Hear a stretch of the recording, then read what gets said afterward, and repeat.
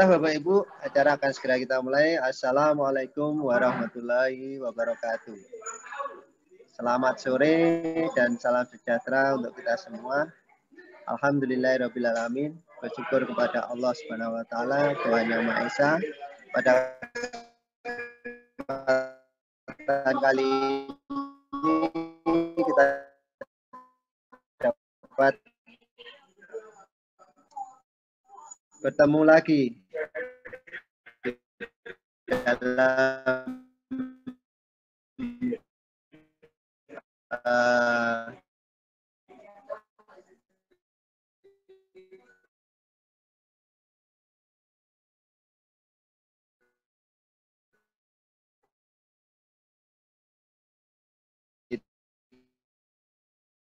webinar yang akan ada Pak Budi Santosa, terima kasih Pak Nyoman Udara, kepada Pak Rahman Mokoginta, juga kepada teman-teman yang lain.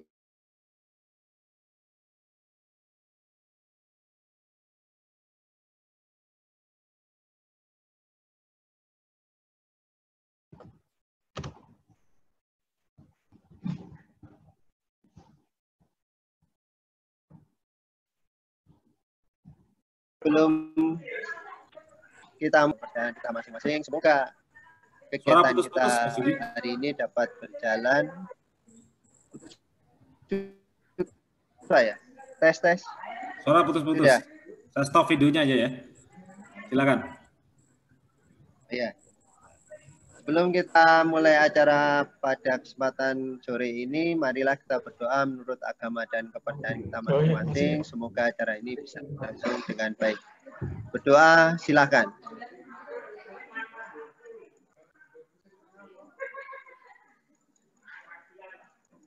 Selesai.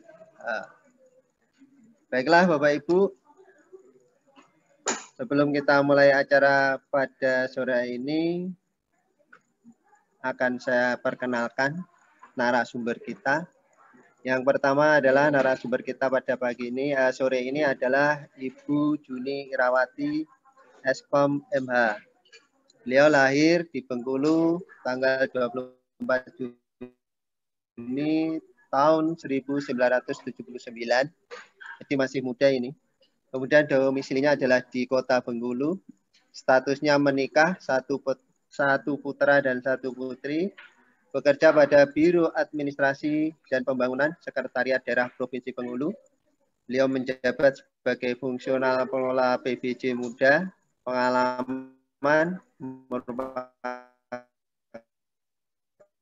praktisi PBJ yang sudah diikuti antara lain fasilitator dasar LKPP, fasilitator eksternal Kemen PUPR, ahli kontrak PBJ, asesor PBJ, kemudian organisasi juga banyak sekali, mulai ikut IFPI, IAPI, P3I, FAKPI, Inkanas, Forki. Kalau Forki ini juga juara karate kayaknya. Kemudian untuk kontak WA-nya 081-271-196-498, untuk emailnya juniirawati@yahoo.com. Mungkin ada yang membutuhkan, nanti bisa mengontak HP tersebut ataupun mengirim email. Kemudian kita juga hadir di sini Pak Muji Santosa nanti sebagai pembahas juga. Sebelum kita mulai, kami sampaikan kepada Ibu Juni Irawati untuk memberikan materinya kurang lebih 45 menit dari sekarang. Setelah itu nanti akan kita lanjutkan dengan diskusi. Kepada Ibu Juni Irawati kami persilahkan kupas tuntas terkait kualifikasi konsultan konstruksi. Kami persilahkan. Monggo Mbak Juni. Terima kasih Pak Yudi Santosa. Selamat sore semuanya. Assalamualaikum warahmatullahi wabarakatuh. Waalaikumsalam warahmatullahi wabarakatuh. Waalaikumsalam. Salam sejahtera untuk kita semua. Semoga kita semua dalam keadaan sehat walafiat di dalam situasi kondisi pandemi ini. Oh, saya mau menyapa dulu, ada Pak Rizal Kaltara di sini ternyata ya. Oke. Bang Muklis sudah ketawa-ketawa aja nih. Baiklah rekan-rekan pengadaan barang dan jasa, sebenarnya saya di sini nggak sendiri ya. Saya biasanya nih kita trio nih, satu lagi ada, tapi ini ada senior saya dengan Pak Rafan Mokoginta. Beliau juga akan mendampingi saya untuk berdiskusi dengan rekan-rekan di sini. Mungkin Pak Rafan juga bisa memperkenalkan diri terlebih dahulu, Pak Rafan. Siapa tahu ada yang belum kenal, tapi saya yakin ya, kalau yang sudah malang melintang di pengadaan dari tahun sekian-sekian itu sudah biasanya menggunakan blog beliau nih untuk format pengadaan langsung. Ini penanggung jahatnya pengadaan langsung di Kementerian di jasa konstruksi. Silakan Pak Rafan. Terima kasih Bu Juni. Sebenarnya ini panggungnya Ibu Juni ini ya. Saya hanya peserta saja. Ini Prof Mukhlis ini. Sudah kerjaannya Prof Mukhlis. Baik, terima kasih Bapak Ibu. Saya perkenalkan, saya Rafan Mokoginta ya. Saya PNS sekarang di Inspektorat Daerah Kota Mobagu. Ya sama juga dengan Pak Mukhlis ya, kami di pengadaan barang jasa. Saya kira itu mungkin ya, nggak usah terlalu banyak karena artisnya hari ini bukan saya cukup menjadi peserta saja. Tunggu tanggal tayangnya yang selanjutnya ya Bang ya? Ya, insya Allah kalau diberi panggung oleh Pak Muji, insya Allah, dan Pak Mukhlis, ya insya Allah nanti berikutlah kita bisa sharing dan berbagi. Saya kira demikian mungkin. Selamat mengikuti Bapak Ibu. Terima kasih.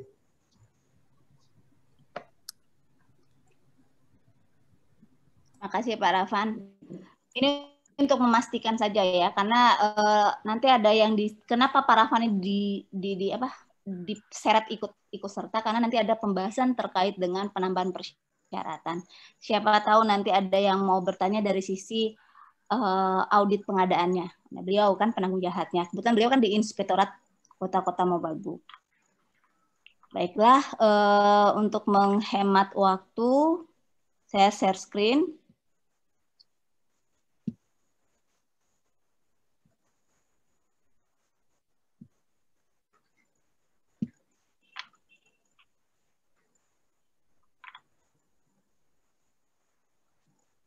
Sudah terlihat slide-nya? Sudah.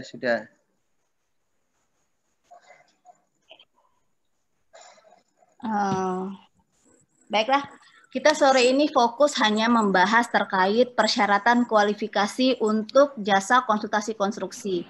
Karena kalau untuk membahas lebih dari sana itu mungkin butuh waktu yang lebih panjang. Jadi karena ini waktunya singkat, jadi kita mengoptimalkan waktu yang ada. Tadi sudah diperkenalkan oleh Pak Joko ya tadi ya? Yudi, Bu. Pak Yudi, salah. Pak Yudi, yuk ganti nama aja ya, potong kambing ntar ya.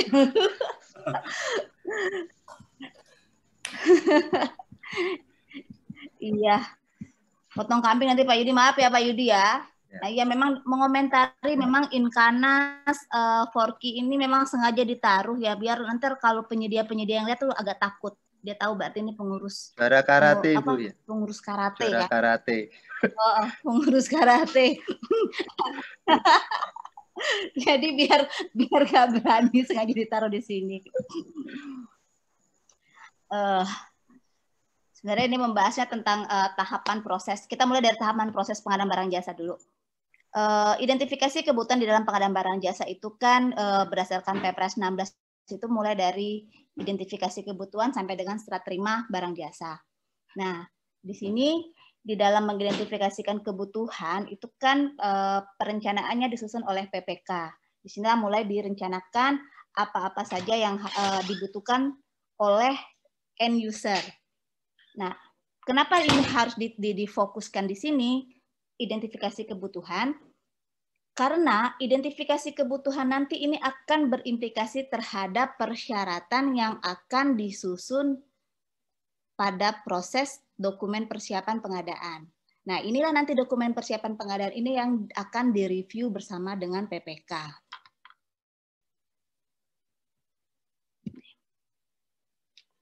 Nah, berkaitan dengan persyaratan kualifikasi, pada pasal 58 pada PM 14 tahun 2020 itu menyebutkan di dalam batang tubuhnya itu tentang penambahan persyaratan teknis kualifikasi. Jadi kita fokus di persyaratan teknis kualifikasi. Jadi persyaratan kualifikasi ini apa yang sudah ditetapkan di PM PUPR 14 2020 itu tidak diperkenankan dirubahnya. Namun dapat ditambahkan apabila tidak bertentangan dengan peraturan perundang-undangan. Namun penambahan persyaratan ini wajib adanya persetujuan oleh pengguna anggaran Jaskon dan APIP. Nah, di sini nih. Dan terus terang saja pasal 58 ini salah satu penanggung jawabnya adalah Pak Rafan Mokoginta ini, sehingga muncul peranan APIP di sini. Kenapa dimunculkan dengan kedua instansi ini?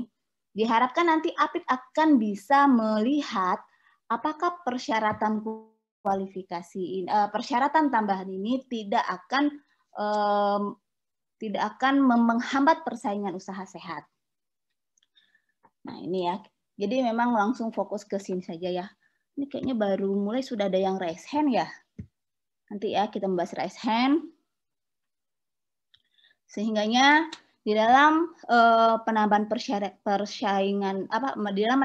penambahan persyaratan kualifikasi ini harus tetap memperhatikan prinsip-prinsip pengadaan. Jadi di dalam menambah persyaratan itu jangan sampai penambahan syarat tersebut itu merusak syarat. Sebenarnya merubah syarat. Kalau kami sering menyebutkannya itu merusak syarat.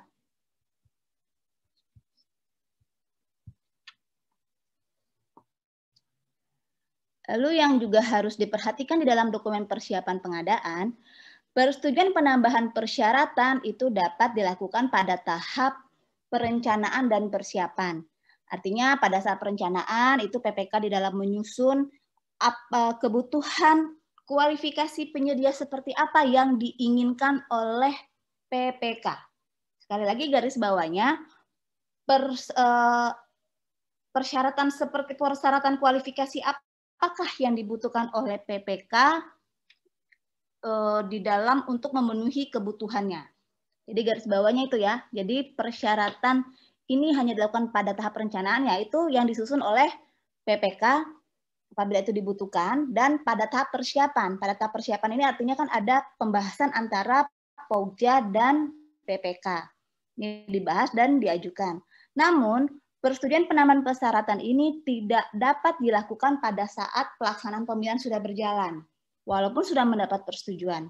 Jadi, tolong diperhatikan buat rekan-rekan Pokja, jadi penambahan persyaratan itu hanya dapat dilakukan dalam tahapan perencanaan dan persiapan.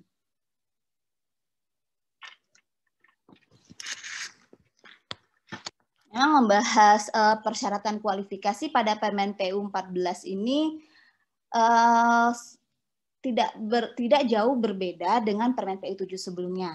Dan sebenarnya yang membedakan di Permen PU 7 sebelumnya itu adalah adanya persyaratan tenaga tetap. Nah, di Permen PU 14 persyaratan tenaga tetap ini tidak diadakan lagi. Nah, ini salah satu contohnya penambahan persyaratan yang bertentangan dengan ketentuan peraturan perundang-undangan. Contoh, dokumen kualifikasi pada persyaratan kemampuan keuangan itu untuk non kecil itu kan sudah ada SKN. Nah, ada PPK meminta persyaratan itu dukungan bank atau mempersyaratkan memiliki rekening koran untuk kualifikasi usaha kecil. Nah, ini tidak diperbolehkan. Mengapa tidak diperbolehkan? Karena untuk dukungan bank terkait dengan keuangan, persyaratan kemampuan keuangan itu sudah diatur pada SKN. Dan untuk usaha kecil itu sudah diatur bahwa berdasarkan pasal 55 ayat 2 huruf B bahwa seleksi jasa konsultasi di bawah 1 miliar untuk kualifikasi kecil itu dikecualikan persyaratan kemampuan keuangan.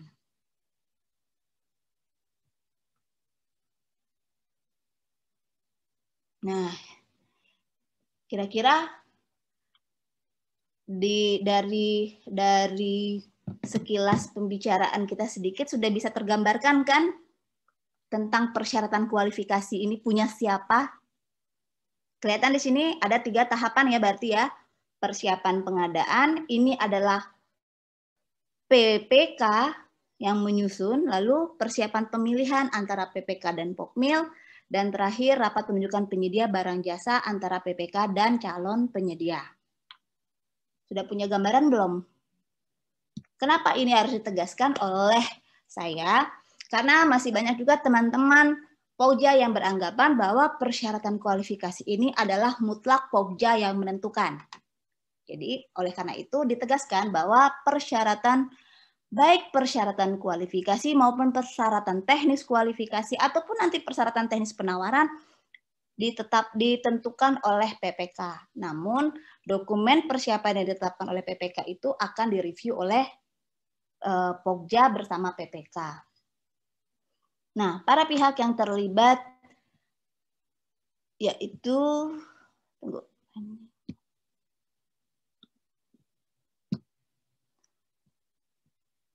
di sini tergambarkan Pokja pemilihan, melaksanakan persiapan dan pelaksanaan pemilihan penyedia, PPK menetapkan spesifikasi teknis dan KAK, lalu menetapkan rancangan kontrak, menetapkan HPS. Dan PPK dapat dibantu oleh tim teknis, tenaga ahli, dan atau tim pendukung.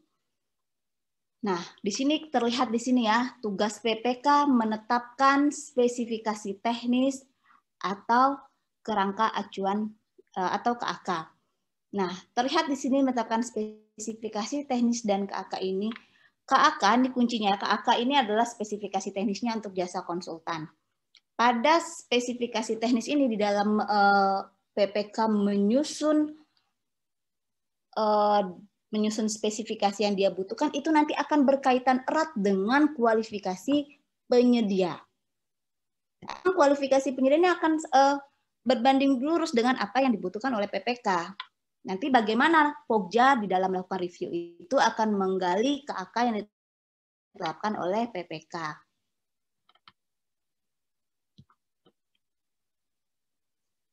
Oh, di sini kelihatan ya untuk metode kualifikasi.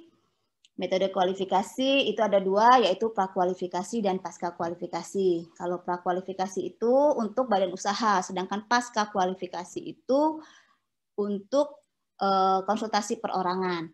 Nah, yang baru di dalam sejak Permen PU 7 ini adalah pembobotan ambang batas untuk seleksi pada prakualifikasi. Kalau untuk pasca kualifikasi itu sistem gugur. Nah, inilah yang baru terkait dengan sistem pembobotan. Kalau Permen PU 31 sebelumnya, itu yang permen sebelumnya, untuk menentukan prakualifikasi PK untuk shortlist-nya itu kita hanya mengurutkan dari mulai tertinggi sampai yang terendah minimal 3 maksimal 7. Sedangkan di Permen PU 7 ini sudah ada pembobotan. Artinya di dalam dokumen kualifikasi Pokja sudah menetapkan passing grade. Nah, sekarang bagaimana caranya Pokja dalam menentukan passing grade? Tentu kiranya Pokja tidak dapat menentukan passing grade dengan sekedar menetapkan angka 50, 60, 70, 80. Walaupun di dalam aturan PMPUPR sendiri ini tidak ada ketentuan minimal. Artinya, apa yang akan dituangkan di dalam dokumen pemilihan itu harus dapat dipertanggungjawabkan oleh Pokja. Nah, tentunya untuk menentukan kualifikasi penyedia butuh review bersama PPK. Artinya apa yang disusun untuk dokumen kualifikasi ini berdasarkan KAK yang disampaikan oleh PPK. Jadi sekali lagi ya, jangan semena-mena ya, jadi Pokja menentukan prakualifikasi nilainya 80, 90. Padahal KAK-nya PPK kebutuhannya seperti ini. Ini ya, sekali lagi yang harus ditetapkan. Lalu ini, para pihak yang terlibat, Pokja pemilihan, PPK, tim teknis, tim ahli, dan personel K3. Mungkin ada yang bertanya nih, kok tiba-tiba ada personel K3? Perlu saya sampaikan, di dalam Permen PU 14 2020, sebenarnya untuk K3, personel K3 ini lebih ditekankan pada tenaga ahli yang dimiliki oleh penyedia. Namun khusus untuk di jasa konsultan dan untuk jasa di MK, manajemen konstruksi dan konsultan pengawas, kenapa personil K3 itu sebenarnya dibutuhkan. Nggak perlu Pokja yang menjadi memiliki sertifikat, dapat dibantu oleh personil K3 lainnya. Karena kenapa? Karena untuk tenaga ahli di personil untuk terkait personil K3 di dalam MK dan pengawas ini juga mirip dengan pekerjaan konstruksi di dalam menetapkan personil. Karena ini berdasarkan risiko baik rendah, sedang ataupun besar. Tapi nantilah kita mengebahasnya itu untuk teknis penawaran ya. Tapi untuk review itu butuh ya. Karena ini terkait dengan penggunaan tenaga ahli. Nah, ini tugas Pokja pemilihan. Tugas Pokja pemilihan mengusulkan dokumen persiapan pengadaan yang tidak sesuai dengan ketentuan. Jadi gitu ya Pokja ya tugasnya, mengusulkan dokumen persiapan yang tidak sesuai dengan ketentuan. Bukan Pokja bikin persyaratan sendiri. Nah, namun ada tugas Pokja di sini. Review. Jika memang di dalam persyaratan yang ditetapkan oleh PPK itu tidak baik persyaratan teknis ataupun persyaratan kualifikasi yang tidak sesuai dengan ketentuan agar dihilangkan. Nah, ini ya. Nah, sedangkan tugas PPK adalah menyepakati usulan Pokja pemilihan dalam hal dokumen yang tidak sesuai dengan ketentuan. Sehingga ketika menyetujui, memperbaiki kembali dokumen di dalam paket SPSC dan menetapkan kembali ya. Nah, namun kadang PPK dan Pokja tetap tidak sepakat. Ketika Pokja tidak sepakat, maka baik Pokja maupun PPK itu meminta putusan final pengguna anggaran apabila tidak sesuai dengan kesepakatan.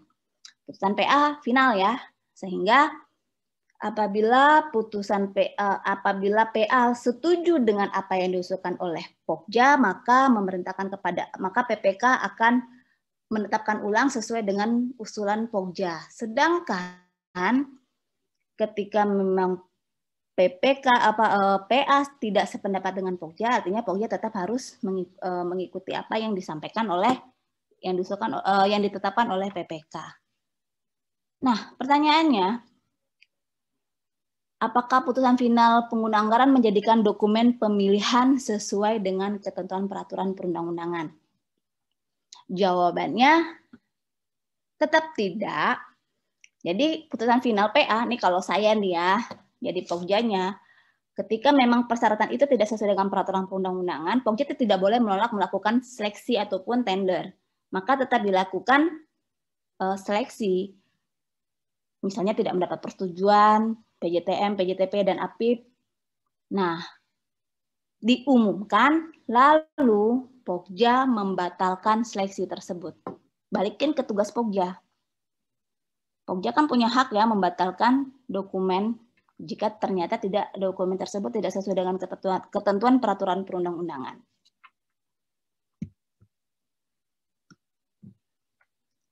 Nah, ini tugas PPK di dalam melaksanakan pemilihan.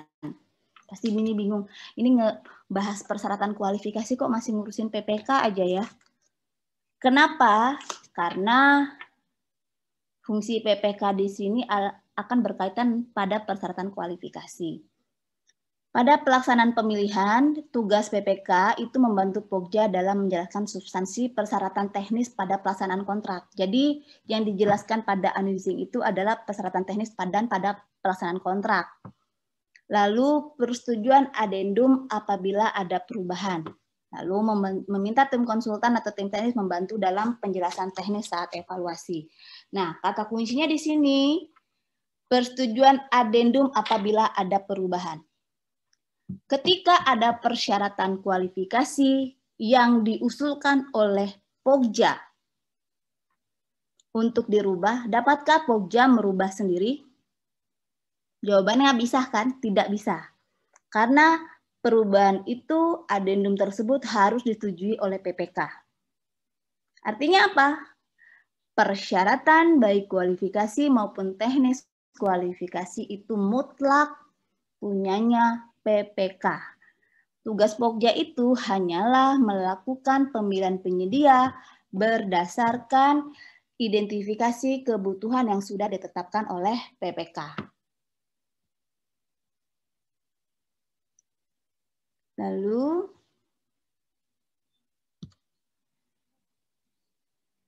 nah, kunci di dalam jasa konsultan terkait dengan KAK. KAK ya, artinya KAK di dalam seleksi ini adalah dokumen yang menginformasikan gambaran umum dan penjelasan mengenai keluaran kegiatan yang dicapai, yang memuat seluruh aspek yang telah ditetapkan, setidaknya berisi latar belakang, maksud dan tujuan, lokasi pekerjaan, keluaran, dan lain-lain. Nah, di sini di dalam menyusun kerangka acuan kerja ini ada latar belakang, maksud dan tujuan, lokasi pekerjaan, produk yang diumpulkan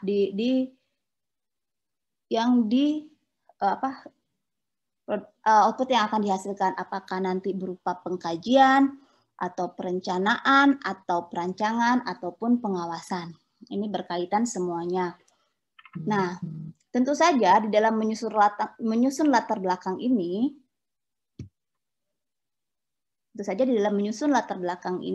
menyusun KAK ini, PPK itu bukan hanya menyusun sekedar KAK, latar belakang, maksud tujuan, dan lain-lain. Di dalam KAK-nya itu harus detail seperti data teknis yang dibutuhkan.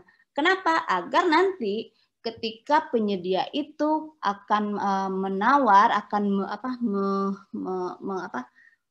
melihat dari KAK, si penyedia itu dapat mengassessment diri dia, apakah mampu dia mengerjakan pekerjaan ini atau tidak. Nah, apakah nanti dia memang punya SBU-nya yang berkaitan dengan perencanaan, pengawasan, rancangan, ataupun ataupun manajemen konstruksi. Lalu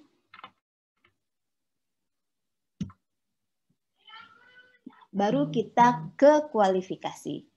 Nah, persyaratan di dalam tata cara evaluasi kualifikasi itu ada 3. Yang pertama, kualifikasi administrasi.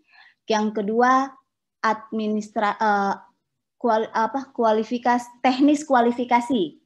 kualifikasi teknis. Lalu yang ketiga itu kualifikasi tentang kemampuan keuangan. Nah, untuk kualifikasi administrasi ini itu tata cara evaluasinya menggunakan sistem gugur. Sedangkan kualifikasi teknisnya menggunakan sistem nilai, yaitu ya berkaitan dengan pengalaman dan lain-lain.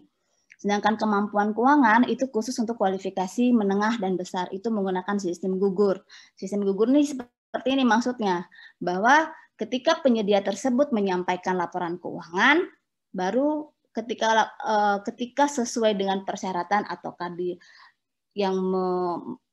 jika tidak menyampaikan langsung otomatis gugur. Tapi ketika disampaikan, kita lihat dulu apakah sesuai dengan persyaratan. Misalnya yang melakukan audit adalah KAP yang sudah terregistrasi. Maka barulah nanti pada saat pembuktian akan dihitung apakah SKN-nya memenuhi atau tidak.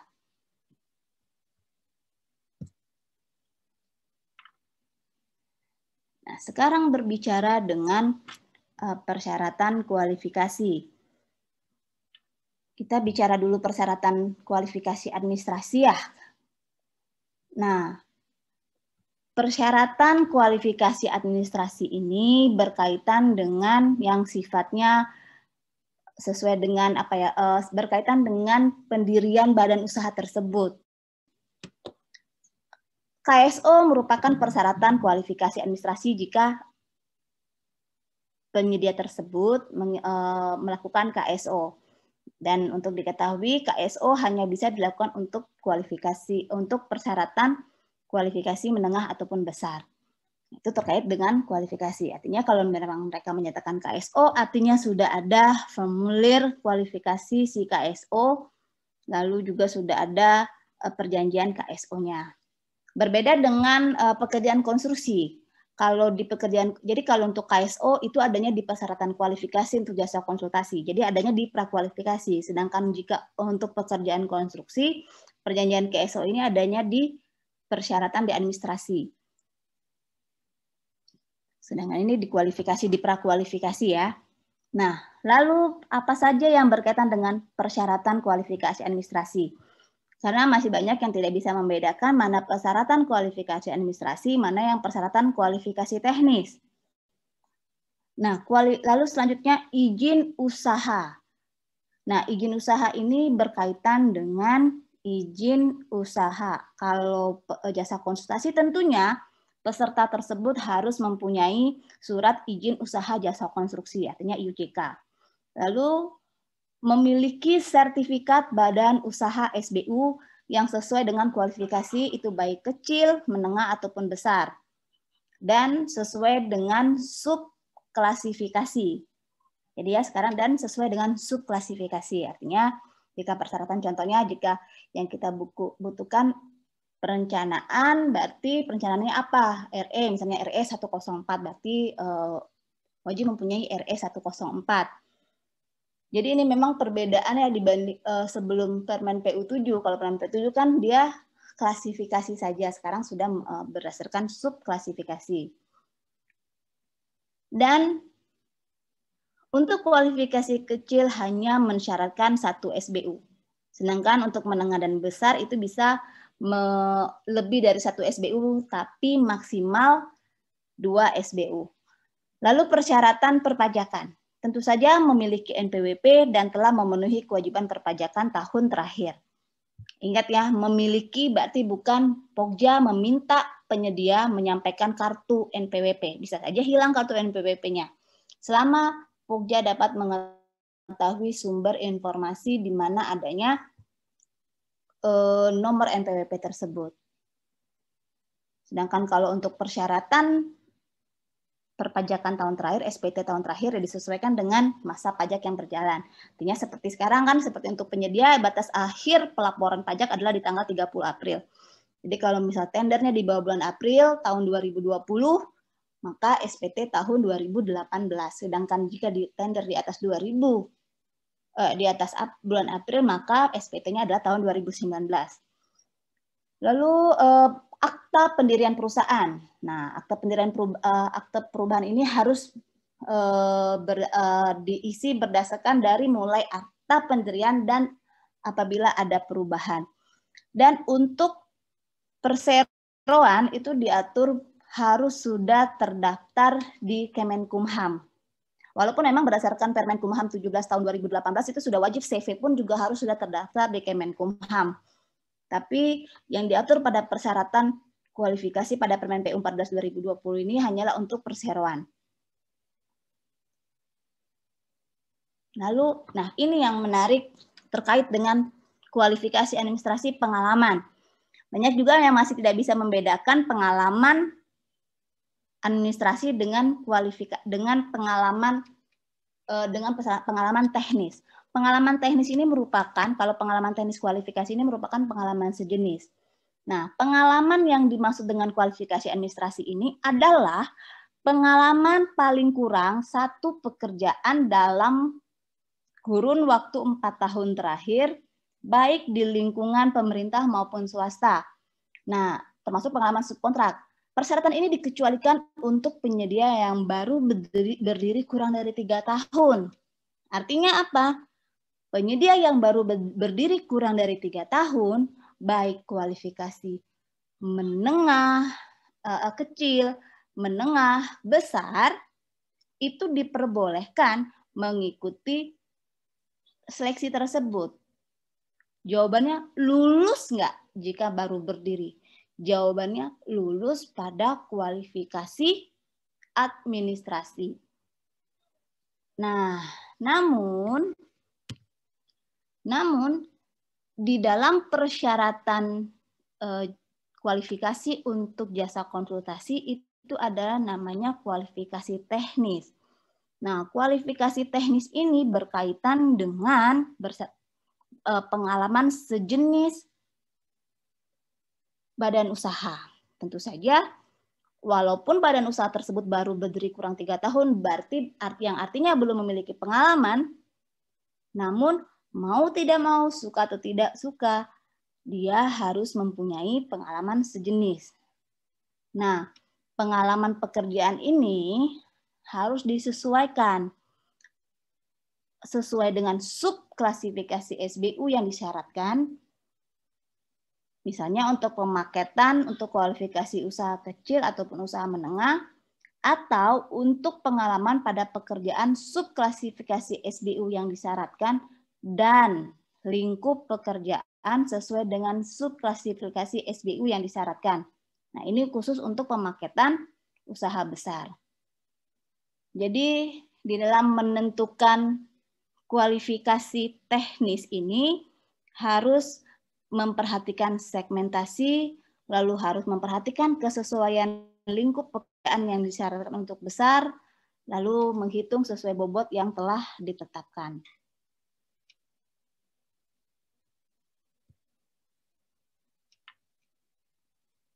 Nah, di sini sudah tergambarkan.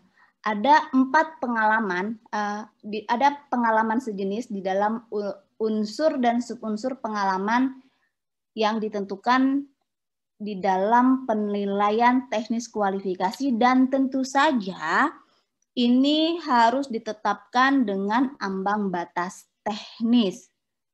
Jadi penyedia yang tidak lulus passing grade itu walaupun dia masuk di urutan ke-7, tapi dalam 7 ranking itu tidak memenuhi urutan shortlist, maka tidak dapat ditetapkan menjadi shortlist, daftar pendek, calon daftar pendek. Nah, di sini jumlah pengalaman sejenis, lalu yang kedua pengalaman sejenis pada lokasi kegiatan, lalu nilai paket sejenis tertinggi, lalu domisili untuk kualifikasi. Nah, yang ini yang sering menjadi perdebatan bagaimana menentukan passing grade-nya ini. Nah, ini yang perlu disampaikan. Di dalam menetapkan passing grade, sebenarnya waktu PPK dalam menyusun KAK itu, PPK sudah merincikan yang dia butuhkan penyedia yang misalnya PPK itu sudah menggarisbawahi bahwa pengalaman yang dia butuhkan, misalnya yang jumlah pengalaman sejenisnya yang lebih banyak, atau yang memiliki pengalaman sejenis yang banyak pada lokasi kegiatan, atau nilai paket sejenis yang paling banyak, dan yang pasti dia menginginkan penyedia tersebut yang berdomisili. Pada prinsipnya untuk jasa konsultansi ini memang diharapkan penyedia yang menjadi penyedia untuk melakukan jasa konsultasi ini adalah penyedia yang memang penyedia lokal. Makanya untuk yang berdomisili itu kan dapat langsung bonus 5, angka 5. Kenapa? Karena diharapkan penyedia lokal itulah yang sudah mengerti faktor sosial, ekonomi, dan lingkungan struktur tanah di lokasi pekerjaan tersebut. Nah, dari kriteria-kriteria yang ditetapkan oleh PPK inilah, maka Pokja akan melakukan simulasi bersama,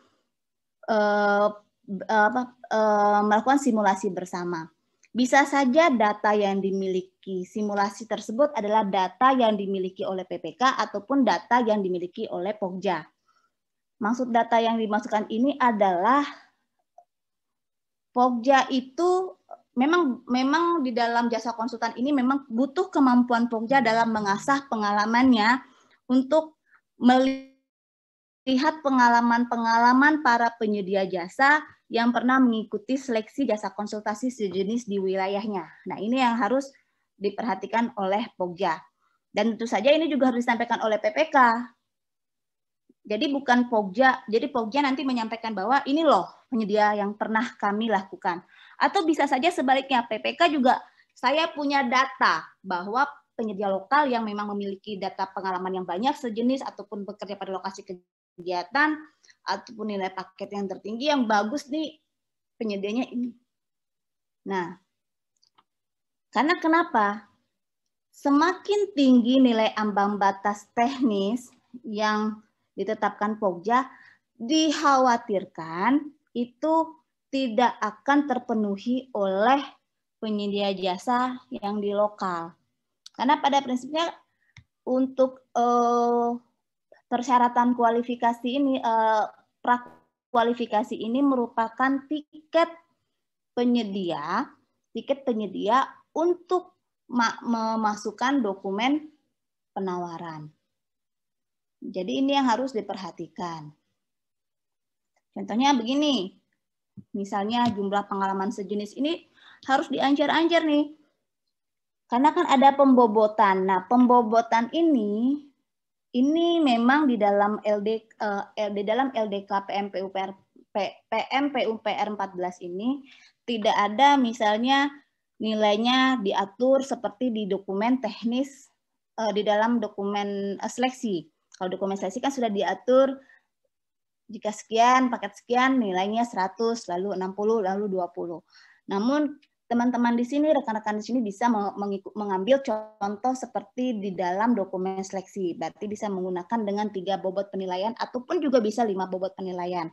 Nah, ini yang harus disimulasikan oleh teman-teman Pokja dan PPK bersama PPK. Nah, misalnya di sini jumlah pengalaman sejenis berdasarkan simulasi.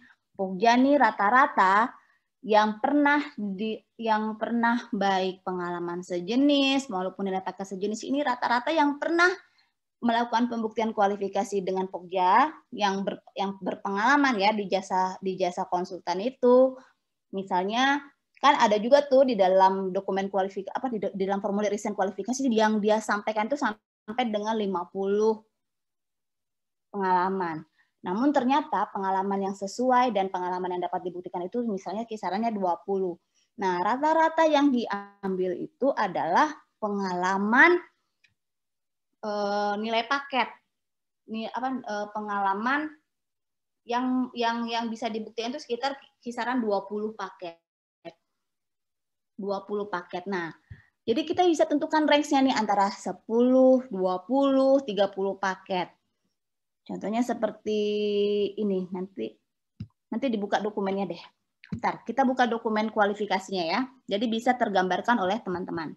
Masih ada waktunya kan? Masih ada waktunya Pak Yudi? Kurang 5 menit. Masih ada 5 menit. Oke. Bentar ya. Silakan, masih ada 5 menit. Sebentar.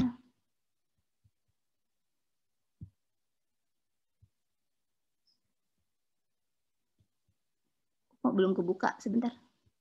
Ternyata belum terbuka. Oke.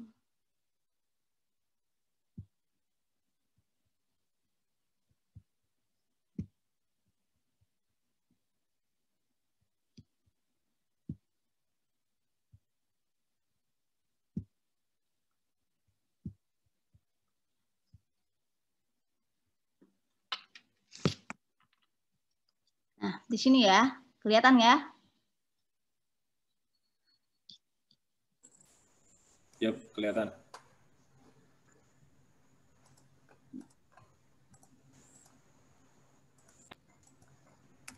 Nah, yang menarik pada pekerjaan, yang menarik di Permen PU 14 2020 ini adalah terkait dengan pengalaman pekerjaan sejenis ini. Kalau di Permen PU 7, ketika kita setelah melakukan proses prakualifikasi, maka pada saat kita melakukan evaluasi pada penawaran, pada seleksi, itu tidak ada terkait lagi dengan pengalaman yang diprakualifikasi. Namun di Permen PU 14 2020 ini, pengalaman yang sudah kita nilai pada saat prakualifikasi, nanti pada saat seleksi, penyedia tidak perlu lagi menyampaikan pengalaman yang sudah dinilai di prakualifikasi. Jadi Pokja langsung memasukkan penilaian tersebut pada seleksi, langsung dihitung oleh Pokja. Itu yang menarik. Dan ini juga perlu saya sampaikan juga bahwa untuk pekerjaan jasa konsultasi konstruksi ini sudah merupakan kompetisi. Berbeda dengan pekerjaan jasa konsultasi non-konstruksi. Kalau jasa konsultasi non-konstruksi konstruksi itu belum merupakan kompetisi, sehingganya Pokja masih dapat menyampaikan informasi tambahan kepada penyedia. Tapi kalau di pekerjaan jasa konsultasi konstruksi itu sudah merupakan kompetisi, jadi tidak boleh menyampaikan. Halo? Putus enggak ya? Enggak. Nah, lancar. Oke, lancar ya. Nah, ini yang dimaksud oleh saya terkait dengan teknis kualifikasi. Di sini untuk ketentuan inilah yang baru nilai ambang batas total minimal ini yang harus dipertanggungjawabkan. Sehingganya teman-teman tadi sudah harus mempunyai pengalaman. Nah, di sini ada pengalaman pada pekerjaan sejenis yang harus dipilih oleh teman-teman Pokja dengan range 25 sampai 40 ini.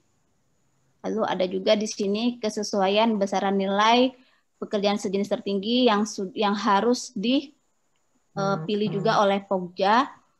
Oleh Pokja berdasarkan tadi ya yang dibutuhkan oleh PPK tadi. Lalu selanjutnya pengalaman pekerjaan sejenis dalam waktu 10 tahun terakhir pada lokasi yang sama pada tingkat provinsi. Nah, ini yang harus dipilih oleh teman-teman. Nah, untuk memilihnya di sini, jika ini contoh simulasinya, jika yang dibutuhkan adalah pengalaman yang banyak, jumlahnya yang banyak, maka Pokja mengambil bobot di 40 ini yang maksimal. Jika yang dibutuhkan memang pengalaman penyedianya itu yang banyak, dia nggak peduli dengan besaran nilai, yang penting banyak sesuai dengan subklasifikasi, maka akan diambil bobot terakhir di angka di 40. Lalu sisanya nanti, kan kalau untuk bobot 5 kan sudah pasti ada 5. Berarti di sini 5 ditambahkan dengan 40. Berarti kan tersisa dengan 55. Nah, 55 inilah nanti yang kita hitung di sini. Berarti kalau 55 tinggal kita proporsionalkan. Di sini ada 35, di sini ada 20.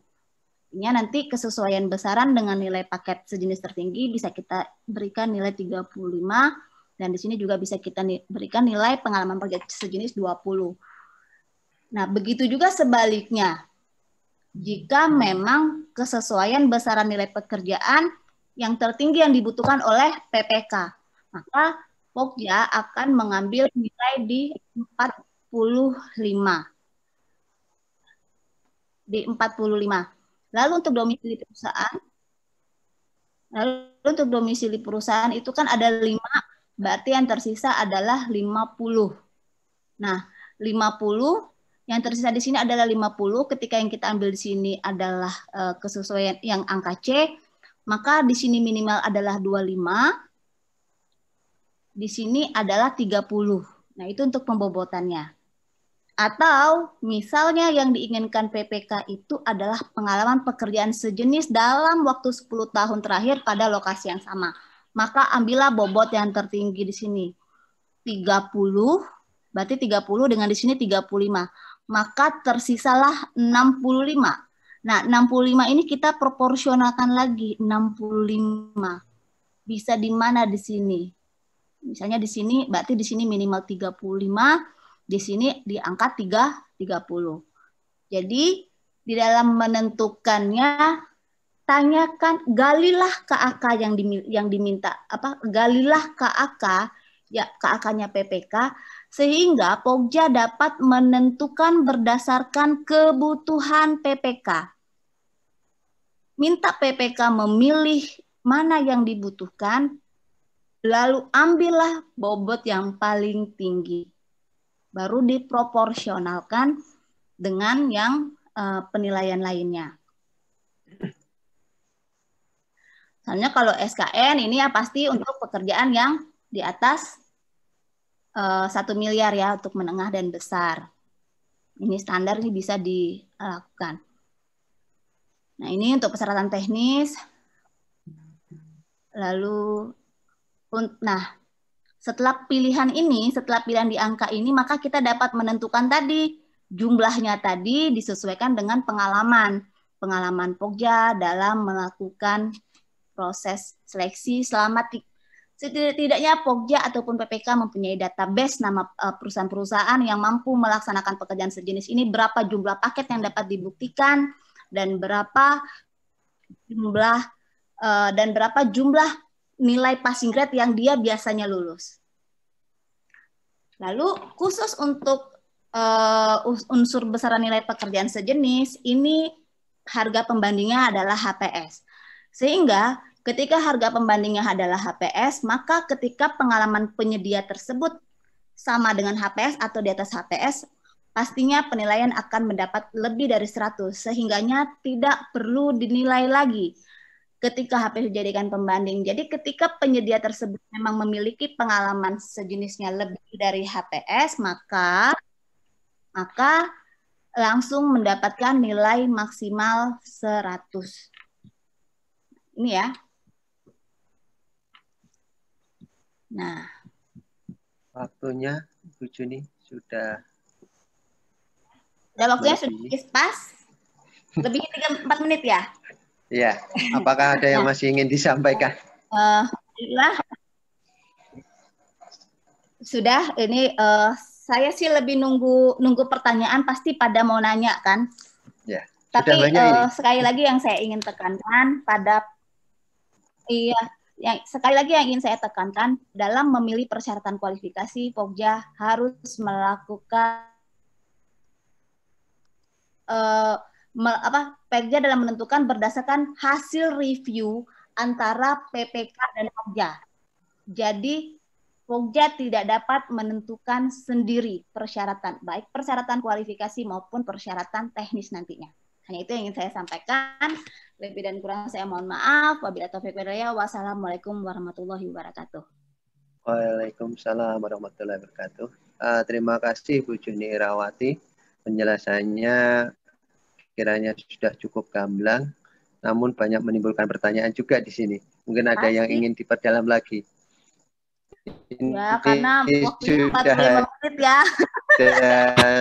1, 2, 3, 4, 5, 6, 7, 8, 9. Pak Yudi, terus terang aja Pak Yudi, kenapa mesti gimana? Untuk materi nyusun simulasi itu aku butuh waktunya 1 hari loh. Siap. Pak Muklis, waktunya kurang ini Pak Muklis. Dikasih 45 menit itu baru kulit-kulitnya doang. Nanti dilanjutkan ada materi. Siap. Nanti bisa. Baik, kita mulai ini pertanyaan pertama dari Pak Heri Darmawan. Silakan Heri Darmawan untuk menyampaikan secara langsung pertanyaannya. Silakan Pak Heri. Silakan diklik unmute, Pak.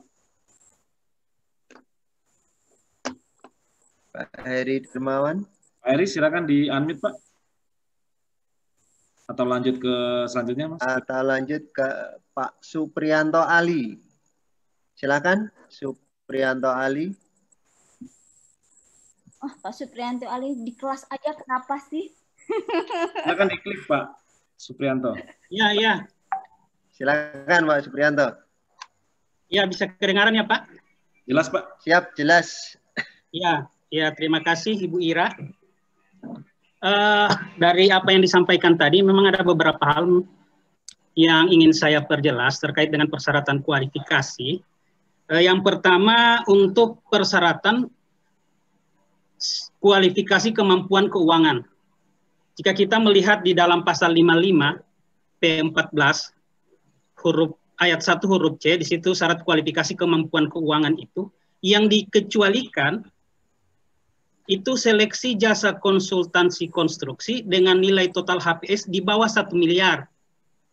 Sedangkan kalau kita melihat di dalam standar dokumen pemilihannya, standar dokumen kualifikasinya, itu di atas 1 miliar. Nah, bagaimana konsekuensinya untuk yang nilainya 1 miliar? Itu yang pertama. Yang kedua, terkait dengan pelaku peserta yang melakukan KSO. Kalau gitu, bisa lanjut? Yang kedua? Ya. terkait dengan pelaku usaha yang ber-KSO. Nah, di dalam hal penilaian teknis, sebagaimana yang tertuang di dalam standar dokumen kualifikasi, bahwa penilaian evaluasi persyaratan pada angka 7, dalam hal ini evaluasi teknis itu, untuk peserta yang ber-KSO dilakukan secara gabungan. Nah, salah satu yang ada dalam persyaratan teknis adalah penilaian terhadap domisili perusahaan. Halo? Ya, silakan. Ya. Ya, penilaian terhadap domisili perusahaan. Nah, bagaimana terkait penilaian domisili perusahaan tersebut? Apakah yang menjadi acuan yang leadernya atau peserta yang ber-KSO? Dengan memperhatikan ketentuan yang ada di dalam persyaratan atau ketentuan evaluasi yang ber-KSO. Artinya dilakukan secara gabungan. Lagi, Pak? Iya. Dan yang terakhir, Bu, terkait dengan penentuan jumlah pengalaman yang dimasukkan. Nah, di sini di tata jumlah ada memiliki besar atau sama dengan pengalaman. Nah, penentuan jumlah pengalaman yang ada di syarat kualifikasi, apakah dia mutlak harus sama dengan syarat pengalaman yang nantinya akan ada di dokumen seleksi?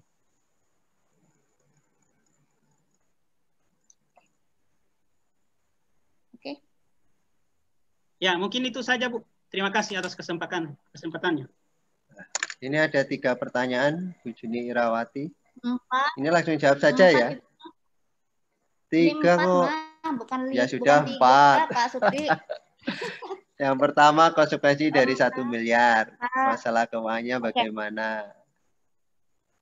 Kemudian yang kedua terkait KSO. Jadi, kalau yang di sini. Ya, silakan. Tunggu silakan. Sebentar, buka pintu dulu. Oh ya, silakan. Mohon izin, narasumber masih membukakan pintu.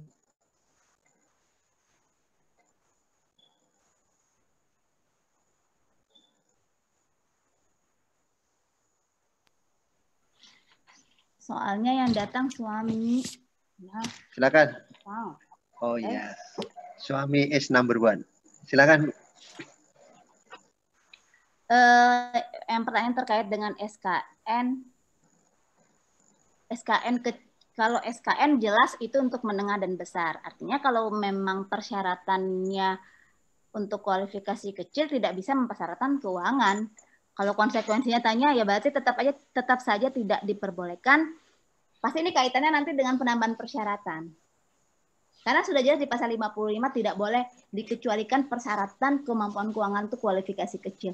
Jadi final tidak boleh penambahan persyaratan dalam bentuk apapun. Jadi untuk kualifikasi kecil tidak ada persyaratan untuk kemampuan keuangan.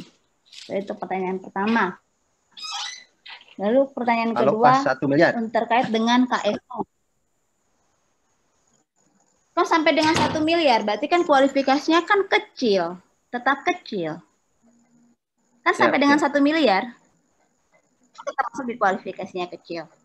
Lalu terkait dengan pengalaman KSO. Pengalaman KSO ini kan saling melengkapi. Nah, memang kalau untuk KSO, ini termasuk pertanyaan nggak sih sebenarnya? Enggak ya? Langsung yang domisili ya sebenarnya? Tapi nggak apa. Untuk KSO ya, pengalaman itu, yang domisili. Tapi kalau untuk pengalaman si KSO untuk domisili perusahaan itu saling melengkapi. Bisa saja si law firm-nya mungkin lokasinya di Jakarta, pekerjaannya ada di Ibu Kota Bengkulu. Nah, ketika si law firm dan anggotanya itu ada di Kota Bengkulu, maka domisili perusahaan yang di Kota Bengkulu itu akan mendapatkan bobot 5%. Karena dia saling melengkapi, dia mendapatkan bobot nilai tambahan 5%. Itu untuk domisili perusahaan. KSO, ya. Lalu, ya untuk KSO. Lalu untuk penentuan jumlah apa nih persyaratan kualifikasi? Oh gini, apakah sama ya? Jumlah pengalaman. Iya, syarat antara kualifikasi pada kualifikasi sama pas seleksi. Sebenarnya tidak diatur. Sebenarnya tidak diatur bahwa harus sama persyaratan teknis di kualifikasi dengan persyaratan teknis pada seleksi. Memang tidak diatur. Namun, di dalam PMPUPR 14 2020 ini kan dia berbeda dengan PMPUPR 7 2019. Kalau di PMPUPR 7 2019 itu pengalaman prakualifikasi selesai proses seleksi, prakualifikasi tidak ada berkaitan lagi dengan proses seleksi. Nah, namun di PMPUPR 14 ini dia berkaitan. Kenapa berkaitan? Seleksi pada seleksi, penilaian pengalaman yang sudah kita nilai pada saat prakualifikasi itu di dalam seleksi penyedia nggak perlu lagi mengupload lagi pengalaman perusahaan tersebut. Dia cukup menyampaikan pengalaman yang baru. Jadi Pokja langsung menambahkan saja dengan hitungan prakualifikasi. Jadi kalau saya memberikan saran, sebaiknya untuk pengalaman sejenis untuk terkait dengan perusahaan, baik di kualifikasi maupun di seleksi sebaiknya sama. Tapi kalaupun memang Pokja dan misalnya antara hasil kesepakatan review antara Pokja dan PPK mereka maksudnya tetap ingin dibedakan, siapa tahu pada saat seleksi mereka punya tambahan lagi yang lain mau ditambah, silakan saja. Tidak ada larangan. Tapi kalau saya sih menyarankan itu tetap sama. Karena kan bobotnya kan di pengalaman, karena kan di dalam penilaian seleksi kan bukan hanya pengalaman saja, kan ada proposal teknis dan juga ada yang terakhir itu ada kualifikasi tenaga ahli. Silakan saja. Bagaimana Pak Supriyanto Ali tanggapannya? Apakah sudah cukup? Ada Bu yang di ketentuan pasal 55 tadi, kalau memang untuk SKN-nya kan kita ketahui bersama memang untuk usaha menengah dan besar. Cuman di pasal 55 ayat 2 itu dibatasi dengan nilai, bukan dibatasi dengan kualifikasi usaha. Nah, sehingga dia inkonsisten antara ketentuan pasal 55 ayat 2 dengan ketentuan yang ada di standar dokumen kualifikasinya. Kalau di kualifikasi memang sudah dibatasi menengah dan besar. Tetapi di pasal 55 ayat 2 itu dibatasi dengan nilai, di mana di bawah 1 miliar. Sedangkan kualifikasi kecil kan sampai dengan 1 miliar. Tapi di situ sudah disebutkan dia di bawah 1 miliar. Demikian juga untuk pekerjaan konstruksi, di bawah 2,5 miliar. Berarti yang 2,5 miliar dipersyaratkan. Begitu juga dengan untuk konsultan. Berarti yang 1 miliar dipersyaratkan. Ketika yang dikecualikan hanya yang di bawah 1 miliar. Nah, itu inkonsisten antara kedua ketentuan itu, Bu, yang kalau kita memang kita ketahui bersama bahwa yang dipersyaratkan SKN itu hanya yang menengah dan besar. Cuman karena bahasa ketentuan di pasal 55 ayat 2 seperti itu, itulah yang saya pertanyakan. Jangan sampai ada yang mengatakan bahwa yang 1 miliar harus dipersyaratkan SKN. Dasarnya apa? Dasarnya ketentuan pasal 55 ayat 2. Nah, jangan sampai jadi seperti itu. Mungkin seperti itu, Bu. Terima kasih. Nah, coba Pak Rafan, hadir nggak Pak Rafan nih? Coba, kalau Pak Rafan gimana nih dari sudut pandang auditor? Halo. Tuh, Pak Rafan, silakan Pak Rafan. Saya kira Pak Supriyanto Ali bertanya, dia sudah tahu jawabannya. Ya, beliau sudah tahu jawabannya itu. Jadi begini, saya urai dulu. Baca PMPUPR 14 2020. Ini suara saya kedengaran ya? Jelas, Pak. Jelas. Iya. Ini sahabat saya ini Pak Supriyanto, ini sahabat saya. Ya, kita tetangga. Nah, oke.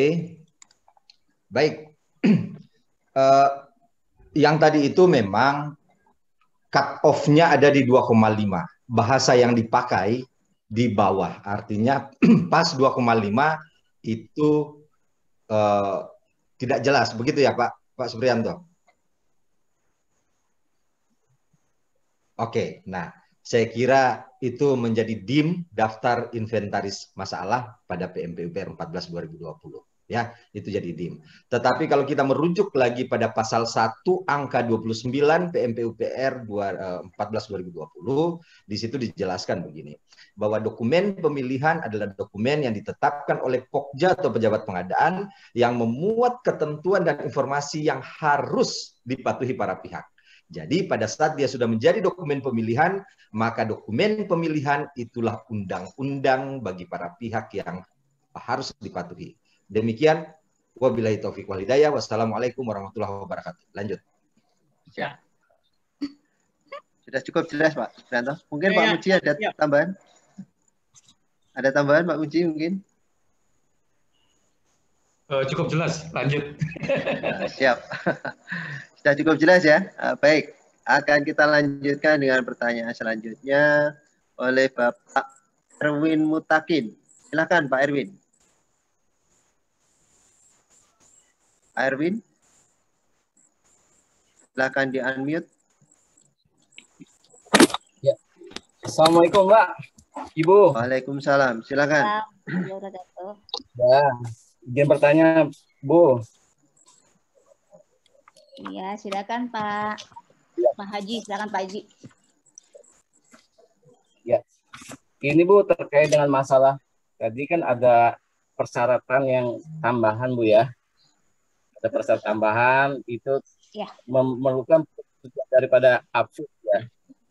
Ibu mungkin nanti bisa kepada kami itu bentuk formatnya itu bagaimana Bu? Apakah itu sifatnya personal daripada AFIP atau dari inspektur Bu? Itu ya. Kemudian apa menjadi titik kajian AFIP terhadap proses pertambahan syarat itu? Apakah ada hal-hal yang mungkin menjadi guidance di dalam proses tadi ya, seperti advice atau adjustment ya terkait dengan persyaratan teknis? Mungkin ada suatu konteks permasalahan Bu terkait dengan teknis. Jika bagaimana seandainya dari pihak AFIP itu sendiri tidak memiliki tenaga teknis terkait, jadi tidak memiliki pemahaman terhadap proses teknis tersebut, tetapi tetap berdasarkan peraturan perundang-undangan diminta untuk memberikan masukan terhadap proses pengadaan dan jasa. Mungkin mohon sharingnya Bu. Mungkin ada pengalaman selama di daerah Ibu bagaimana prosesnya. Terima kasih. Itu saja Bu saya kira. Ya, silakan Bu Juni. Sebenarnya inilah gunanya saya menggandeng Pak Rafan Moko Ginta ini ya, karena penanggung jawab pasal 58 ini beliau soalnya kan. Kenapa timbulnya AFIP di sini? Tapi oh ya, ada yang perlu saya sampaikan. Pada Permen PU 7 sebelumnya itu untuk kalau kayak AMDAL itu sertifikat ya, sertifikat misalnya kayak kita mau ada terkait konsultan AMDAL ya, itu kan ada sertifikat dari KLH kan. Nah, di Permen PU 7 itu bukan merupakan syarat tambahan. Nah, tapi di Permen PU 14 sertifikat KLH itu merupakan persyaratan tambahan yang dibenarkan. Nah, terkait dengan kenapa adjustment-nya untuk penambahan persyaratan atau dan lainnya, silakan ini Pak Rafan Moko Ginta nih yang menjelaskan. Kenapa memang beliau nih yang pasal itu timbul tuh terakhir soalnya. AFIP itu timbulnya terakhir. Pak Rafan, silakan Pak Rafan. Silakan Pak Rafan. Kaitannya dengan penambahan kan apabila. Ya, yang bertanya siapa ya? Kan lebih ini ya. Pak Erwin Mutakin. Pak Erwin. Iya, Pak Erwin di Inspektorat Pak, bukan? Inspektorat Pak, dari Kutai Kartanegara Pak. Ya? Dari AFIP Kutai Kartanegara. AFIP, ya. AFIP-nya ya? Oh, pas banget. Oke, thank you. Baik, terima kasih. Silakan Pak. Saya cerita asbabul nuzulnya dulu ya. Saya sampaikan asbabul nuzulnya. Nah, suara saya jelas ya? Jelas Pak, jelas. Cukup jelas. Nah, karena sudah teriak-teriak ini. Nah, gini. Pasal ini awalnya itu akan mengadop pasal tentang penambahan syarat pada APBN. Jadi tidak melibatkan AFIP. Nah, saya berpikir begini, kalau di daerah tidak melibatkan AFIP, maka kontrolnya menjadi berkurang. Ya. Kontrolnya menjadi berkurang. Artinya apa? Bisa saja yang membidangi jasa konstruksi itu akan semau-maunya, ya bisa saja, bukan seuzon, tapi bisa saja.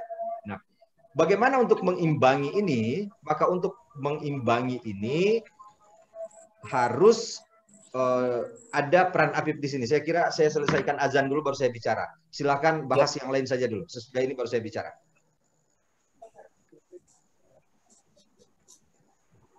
Baik. Di sini adanya sudah. Apa kita baca dulu sebentar?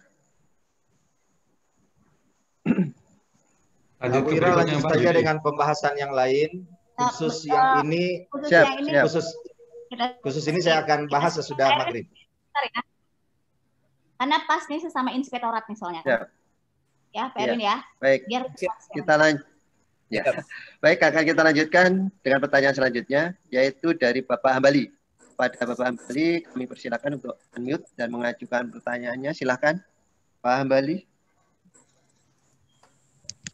Silakan, Pak Hambali. Mengajukan pertanyaannya. Dan dari mana? Ya. Dari mana, Bapak? Terima kasih. Dari Manokwari, Pak, Papua Barat. Apip juga atau? Halo. Halo. Inspektorat, Pak.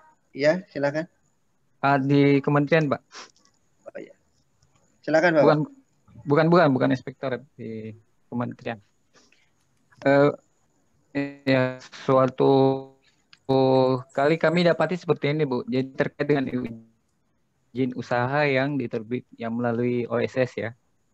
Itu waktu Pati dalam penawaran itu satu CP yang konsultan ini kan tertera belum, sedangkan seperti itu. Tetapi yang lucunya setelah terbitnya ini mereka bisa mendapatkan pekerjaan dan itu menjadi pengalaman. Nah, pertanyaan saya, ketika kita mendapati izin usaha yang tadi, mungkin sorry terputus IUD. Halo? Kita OSS apa? OSS terputus tapi tadi. belum efektif. Terputus. Statusnya belum efektif, tapi dia sudah punya pengalaman. Waktu ya, tapi dia sudah punya pengalaman. Ini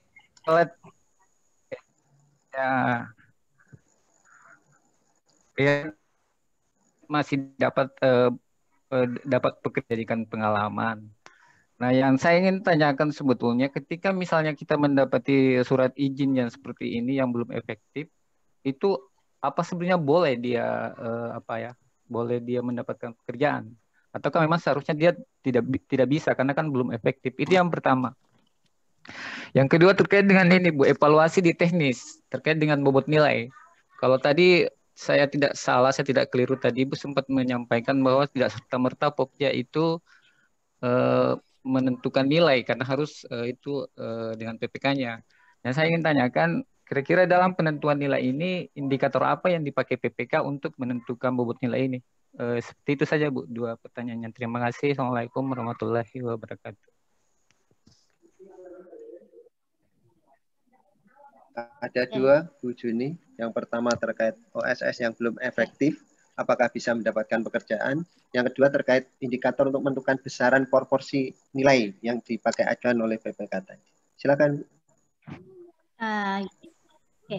Jadi gini Pak Hambali terkait dengan izin usaha yang belum efektif pada saat proses evaluasi.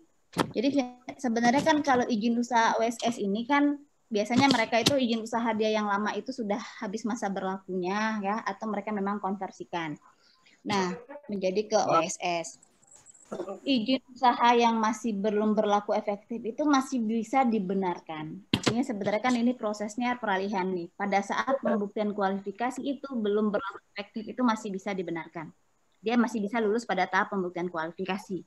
Namun pada saat nanti ketika mereka akan pre-award meeting, rapat persiapan penunjukan penyedia, maka izin usaha tersebut sudah harus berlaku efektif.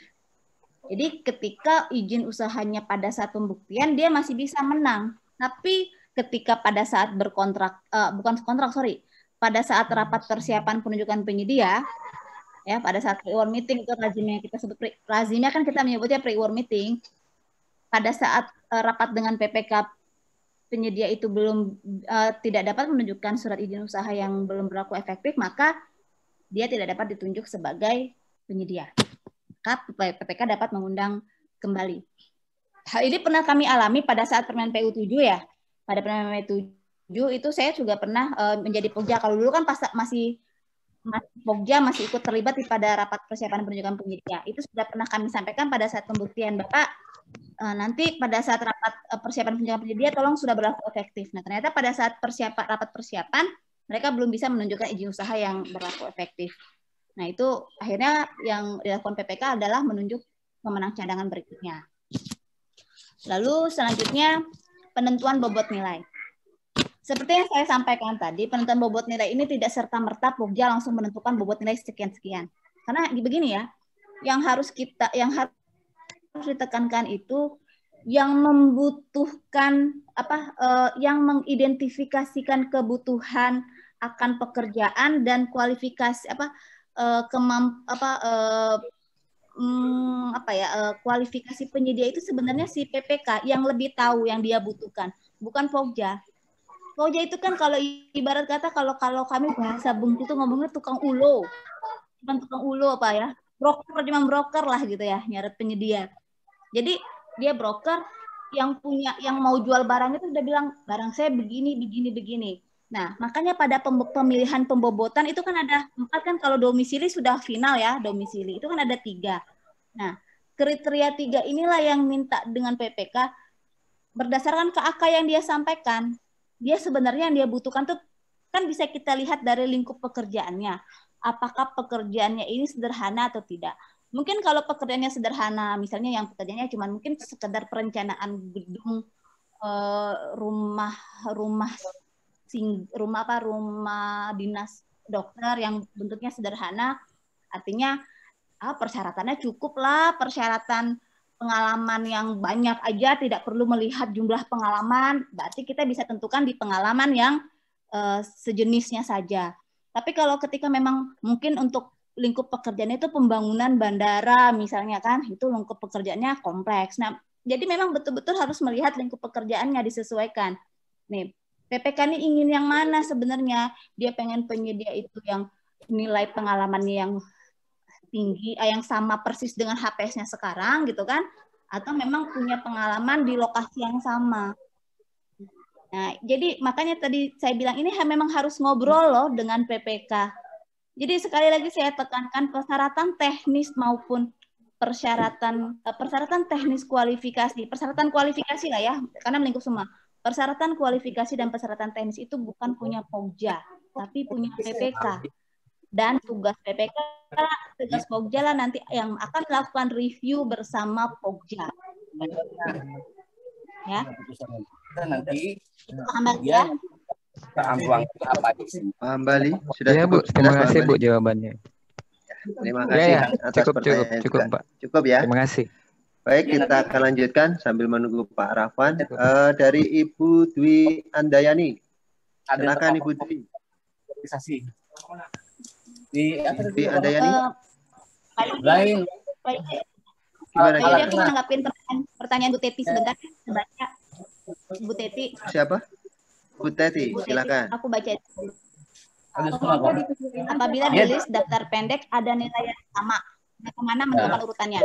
Jadi pasti ya, pembandingnya itu adalah HPS. Ya, jika pembandingnya itu HPS, pasti akan banyak nilai yang sama. Oleh karena itu, nanti di dalam daftar pendeknya urutan rankingnya. Dikirimnya nanti kalau nanti bisa dalam menentukan urutan rankingnya nanti diurutkan berdasarkan nilai pengalaman NPT tertinggi masing-masing perusahaan tersebut. Jadi berdasarkan itu ya Bu Teti ya cara menentukan urutannya ya. Siap. Sudah cukup jelas ya. Silakan siapa? Ibu Dwi Andayani, adakah? Silakan Dwi. Di unmute. Atau kalau masih belum siap dengan pertanyaan, akan kita geser lagi ke Bapak Muharlin. Silakan Bapak Muharlin. untuk menyampaikan pertanyaannya? Pak Muharlin, silakan Bapak. Sebutkan dari mana, kemudian pertanyaannya. Pak Muharlin.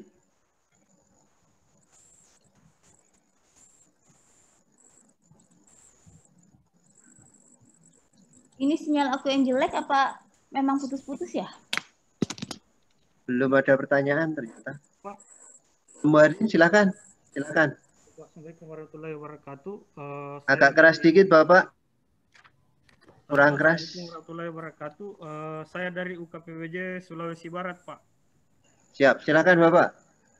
Ini yang kami pertanyakan terkait dengan pengalaman sejenis. Halo? Ya, pengalaman sejenis. Iya, yang ini kan dipersyaratkan untuk 10 tahun pengalamannya. Bagaimana jika yang perusahaan baru, apakah bisa dimenangkan dalam proses tender atau bagaimana Pak? Karena ini kan terkait dengan passing grade Pak. Ada pertanyaan lainnya? Apa cukup ini? Iya Pak, untuk sementara Pak, cukup Pak. Silakan Ibu Juni. Bagaimana dengan persyaratan 10 tahun terakhir, tapi ini masih perusahaan baru? Nah, ini tergantung simulasinya nih memang. Tapi tanya dulu dong PPK-nya. PPK-nya mau nggak perusahaan bikin perencanaan jembatan dikasih sama perusahaan yang baru? Mau nggak kira-kira? Nah, itu aja ya. Tapi kan bisa saja perusahaan tersebut punya tenaga ahli yang mumpuni sih, bisa-bisa saja. Oh, ini Pak Rafan sudah ada. Sebentar Pak Rafan, diselesaikan jawaban yang ini ya. Nah, terkait dengan pengalaman sejenis untuk 10 tahun terakhir ini, bagaimana dengan perusahaan yang baru berdiri? Nah ini, kalau PPK-nya kejam, PPK-nya kejam atau fobianya berdasarkan review, janganlah gitu ya, perusahaan yang baru berdiri belum punya pengalaman sama sekali, tiba-tiba disuruh ngerjain. Tenaga ahlinya mungkin punya tenaga ahli yang mumpuni, tapi kan belum tahu, masih ragu nih. Ini kan nanti waktu diseleksi kan berbeda pada saat prakualifikasi. Karena kan kita pengen misalnya nih PPK-nya nih, PPK-nya bilang, saya pengen pokoknya pengalaman perusahaan itu dia udah tahu kontur tanah, dia udah pengalaman dengan lingkungan sosial dengan masyarakat, misalnya daerahnya yang ternyata butuh tari-tarian katakanlah ya, dia ngerti gitu kan, sudah pengalaman. Saya nggak mau. Artinya pada saat simulasi ketika ditentukan dengan bobot, nah ini terpaksa harus dibuka dulu penilaian di sini. Ini kan ada pembobotan, bentar ya. Di sini kan ada skor nih. Di skor nih, ini kan ada 3 nih, unsur pengalaman pada pekerjaan sejenis misalnya ya, untuk 10 tahun terakhir. Di sini kan jika lebih, misalnya kita taruh di sini, katakanlah di sini, tunggu, aku bisa nulis di sini. Nah, oke. Katakanlah di sini bisa kita taruh misalnya 100 paket misalnya kan. Kita tentukan passing grade-nya di sini misalnya, kalau pengen perusahaan baru berdiri masuk ya, katakanlah kita bikin di sini 40 nilainya passing grade-nya misalnya ya. Kan nggak ada batasan ya 40. Sorry ya, jelek, nggak kayak laptopnya Pak Rafan ini kalau gini ya. Nah di sini saya memiliki lebih dari 100 paket yang dikerjakan, itu dapat nilai 100 misalnya. Di sini ya 100. Lalu misalnya di sini ada ranks lagi nih, memiliki nilai pekerjaan misalnya katakanlah di sini 40 paket sampai dengan 99. Ini baik banget nih PPK-nya nih. Nah, terus memiliki kurang dari 40 paket. Nah, di sini memiliki 40 sampai 99, diberi nilai misalnya di sini 80 misalnya ya.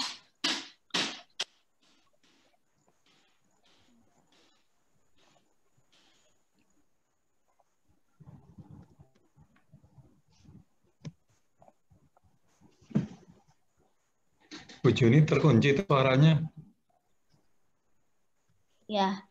Lalu di sini kan berarti kan misalnya memiliki di bawah 40 paket, di sini kan tadi kan misalnya 40 sampai 99 dapat nilai 80. Kurang dari 40 paket itu dapat nilai katakanlah di sini 60. Nah, itu saking baiknya. Artinya kenapa? Ketika penyedia tersebut 0 pengalaman, dia dapat nilai 60. Benar nggak? Kalau memang mau bikin pengalaman perusahaan yang baru berdiri itu dapat nilai. Tapi kalau kata PPK-nya, saya nggak mau, saya mau perusahaan yang benar-benar sudah punya pengalaman. Artinya, maka pengalaman tersebut langsung dikunci.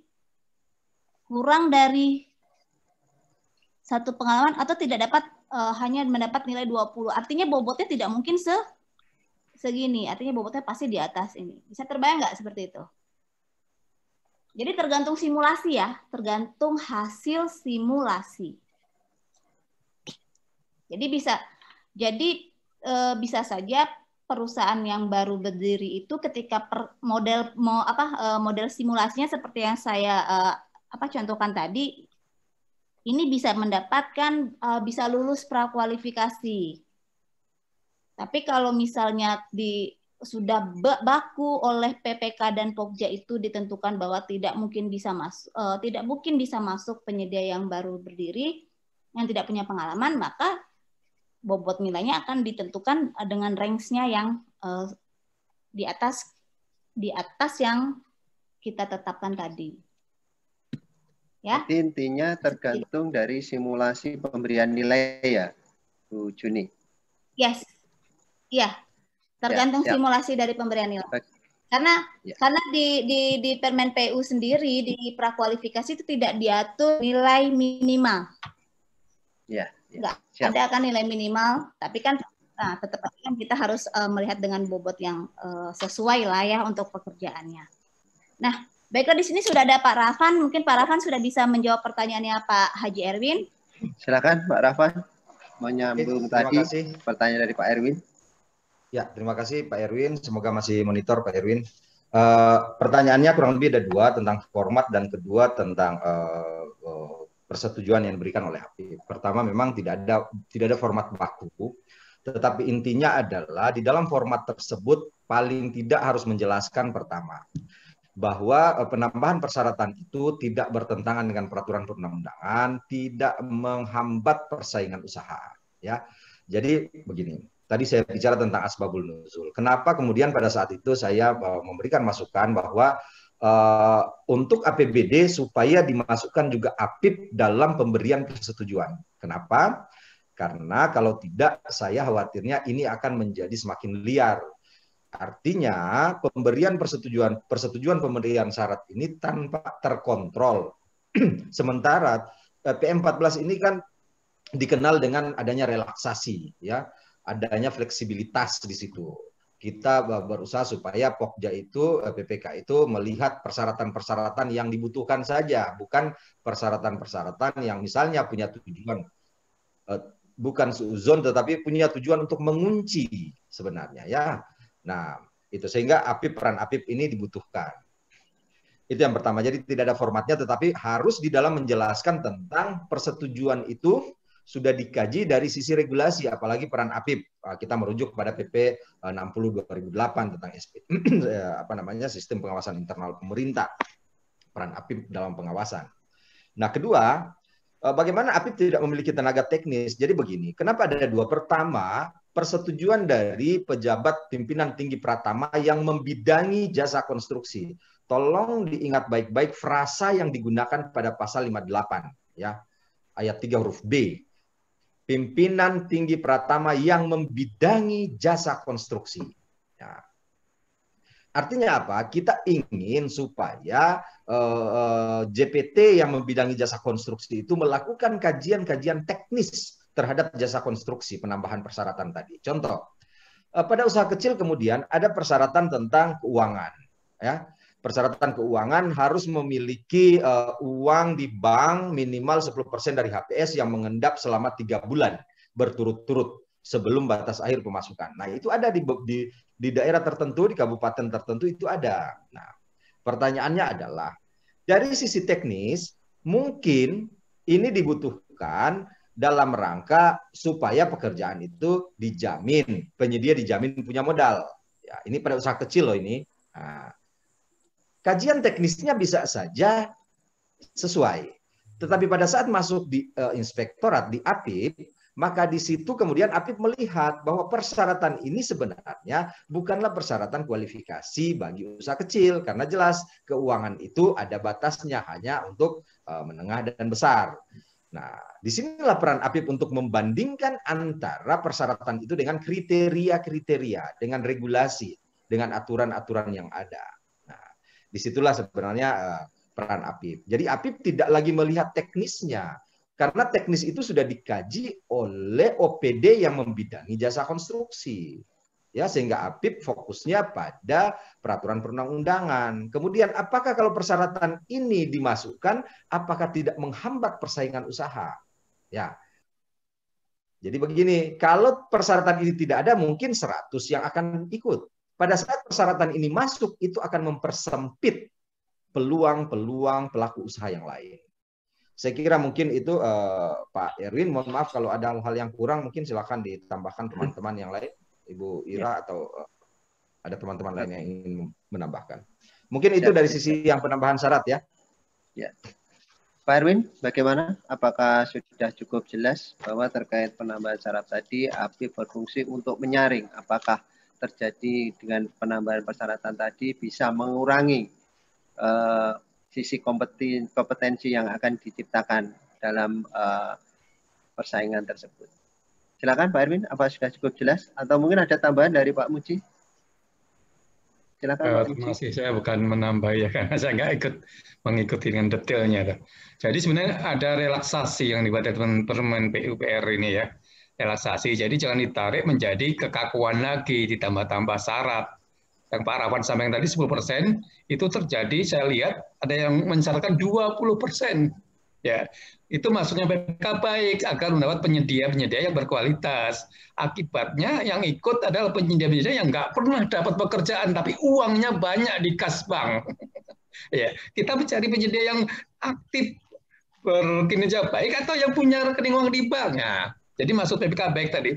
Jadi itu akan ditarik di kontrak aja lah. Mungkin nggak perlu disyaratkan seperti itu. Mungkin nanti apakah perlu memberi jaminan uang muka atau tidak. Memberi uang muka atau tidak. Sama, yang perlu peralatan. Pak, senyatanya ini dump truck saya butuh 40, Pak. Apakah harus disyaratkan 40 di dokumen tendernya? Kalau nggak salah, berapa ya? 2 atau 3 ya? Saya lupa itu. Disederhanakan seperti itu. Jadi di tendernya sederhana saja. Jadi saran saya nggak usah ditambah-tambah lah.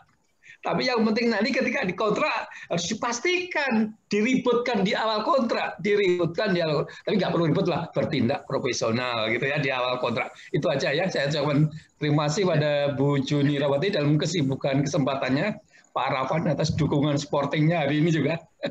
Terima kasih Pak Yudi. Wassalam. Yes. Siap Pak Muji. Bu Juni, ini sudah jam 5.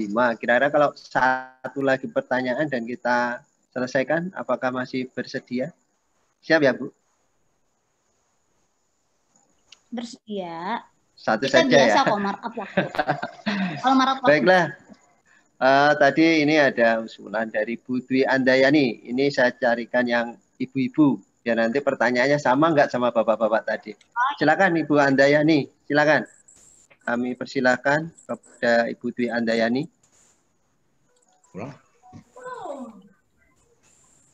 Dwi, silakan.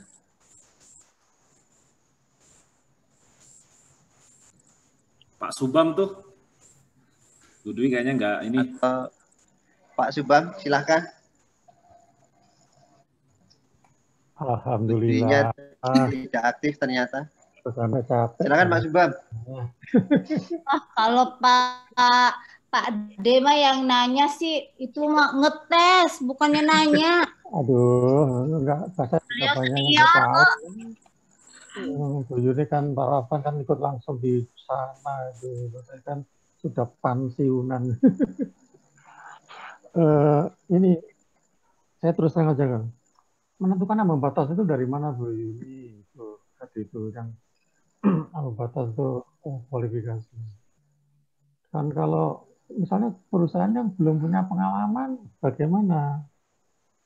Nah, kemudian ini tadi masalah ini ya, kurang lebih kecil sama dengan 40 katakan tadi contohnya itu ya. Tadi Bu Yuni kalau nggak salah itu yang belum punya pengalaman bisa dapat angka dari situ. Kok saya kurang sependapat tuh. Gitu. Apakah memang maknanya memang seperti itu ya? Saya ini perlu klarifikasi kan. Kalau seperti itu ya saya juga akan mengikuti itu. Kalau enggak, terus bagaimana? Terutama teman-teman yang belum punya pengalaman sekali. Kalau selama ini saya pernah itu belum punya pengalaman sama sekali, dia hanya dapat dari domisili, hanya 5% saja, 5. Nah, kalau nggak salah waktu itu sih nggak ada batas minimal, nggak ada bank batas. Nah, sekarang ada bank batas. Nah, terus gimana? Terus tadi ada Pak Rafan tadi, nah ini ada satu kabupaten di tempat di daerah Jawa Timur, Pak. Saya tuh kebetulan dapat dokumen tender itu ya, pekerjaan konstruksi, Pak. Itu, aduh, macam-macam, Pak. Persyaratannya lebih dari Pak Rafan sebutkan tadi. Di samping harus punya rekening bank setempat, Pak, bukan bank provinsi ya. Nanti di Jawa Timur itu kan ada bank Jatim ya. Jadi punya rekening di kota tersebut gitu, di bank ya bank Jatim, tapi di kota tersebut. Terus kemudian punya apalagi ya banyak Pak, sehingga ternyata sebenarnya kalau menurut saya tujuannya itu untuk melindungi ya katakanlah melindungi kabupaten setempat itu gitu. Nah, kalau ditanya si penyedianya cerita saya, kalau tanya katanya sih sudah sesuai dengan ketentuan, sudah disetujui oleh APIP dan sebagainya. Nah, di sini sejauh mana nih? Kalau punya Pak Rafan saya percayalah, lah ini APIP-nya bukan Pak Rafan ya satu di Kota Mobagu. Itu gimana Bu Yuni? Aku mohon, apakah ada yang salah dari saya tadi itu? Terima kasih sebelumnya Pak Bu Yuni dan Pak Rafan. Saya dulu yang jawab kayaknya ya, Bira. Silakan Pak Rafan, silakan. Karena di tempat saya ini sudah mau 6:30. Oh iya. Silakan Pak Rafan, dijawab sekalian. Oke. Saya jawab dulu pertama begini, ini Pak D saya, Pak Bambang. Ini juga yang jadi dilema, di mana kita sudah mencoba memasukkan APIP, tetapi ternyata persetujuan itu persetujuan dari PU-nya keluar, APIP-nya juga keluar, ya. Iya. Nah, sebenarnya masih ada satu saringan lagi, yaitu Pokja. Kalau kita merujuk pada bab 3 IKP, di situ ada satu ketentuan yang bisa digunakan oleh Pokja. Pokja dapat menyatakan tender gagal apabila di situ kalau nggak salah di huruf C, kalau dokumennya tidak sesuai dengan ketentuan peraturan perundang-undangan. Ya. Ya. Jadi saya selalu bilang begini, kalaupun semuanya setuju, PA juga setuju, PPK semuanya setuju, Pokja tidak bisa ngapa-ngapain karena Pokja tidak bisa menolak. Pokja tidak bisa menolak tender atau seleksi. Ya. Karena ada klausul yang menyatakan jika ada perbedaan pendapat antara Pokja dan PPK, maka tarik ke atas kepada PA-KPA. Ya. Putusan PA-KPA itu final, mengikat. Makanya Pokja silakan tender. Saya bilang begini, tender jam 8, jam 9 gagal. Kenapa? Gunakan klausul yang ada di bab 3 IKP itu. IKP 3. Ya. Bab 3 IKP. Ya. Itulah sebenarnya fungsinya. Jangan nunggu unwizing, jangan nunggu sanggahan. Baru kembalikan lagi bahwa kita menggunakan Pokja menggunakan kewenangannya dia. Ya. Jadi ada di bab 3 IKP ada klausul itu. Pokja dapat melakukan tender gagal apabila ada di situ klausul tentang kalau dokumennya tidak sesuai dengan peraturan perundang-undangan. Nah, adapun tadi menggunakan misalnya bank, saya selalu menyatakan begini, tidak semua niat baik itu harus diamini. Ya. Niatnya mungkin baik, tapi nggak bisa kita aminkan itu. Ya. Nah, saya kira mungkin itu Pak Bambang, mohon maaf lebih dan kurangnya ya. Iya. Silakan Bu Juni Irawati dilanjutkan. Pak Rafan tuh kan ahli banget tuh sama analogi kan. Pak Rafan tuh kan ahli banget kalau pakai analogi. Mungkin kalau saya nyampein analoginya kurang pas. Nah, gimana? Ini tolong disampaikan dengan teman-teman, kenapa sih persyaratan teknis dan kualifikasi itu punyanya PPK, bukan punya Pokja? Oke, begini. Nah, biar Pak Rafan itu jawab kalau analoginya itu dia. Oke, ini masih debatable juga beberapa orang, ya, beberapa teman-teman. Saya bilang begini, yang mau menikah siapa? Kontrak, perikatan itu sama dengan akad, ya. Jadi kalau sama dengan kita, itu sama dengan pernikahan. Diikat melalui akad, ya. Kedua belah pihak tanda tangan, hasilnya buku nikah. Itulah kontrak. Nah, yang mau menikah itu adalah PPK. Pokja membantu PPK mencari calon pengantin. Supaya tidak salah pilih, makanya PPK menyampaikan syarat-syarat yang dia mau nikahi. Saya maunya minimal S1, ya. Tinggi badannya sekian, berat badannya sekian, ya. Tinggi badan 150 sampai 155 misalnya. Berikan range supaya tidak mengarah. Berat badannya 50 sampai 55 kg, yang lebih jangan tersinggung. Diet aja. Nah, jadi saya kira yang mau menikah ini kan PPK. Jadi Pokja membantu PPK, tanya PPK mau menikah dengan siapa. Nah, itulah syarat-syarat pemilihan. Adapun ada persyaratan juga begini. Jadi Pokja tidak boleh memilih sesuai maunya dia, karena yang mau menikah adalah pejabat pembuat komitmen. Ya, itu analogi sederhana.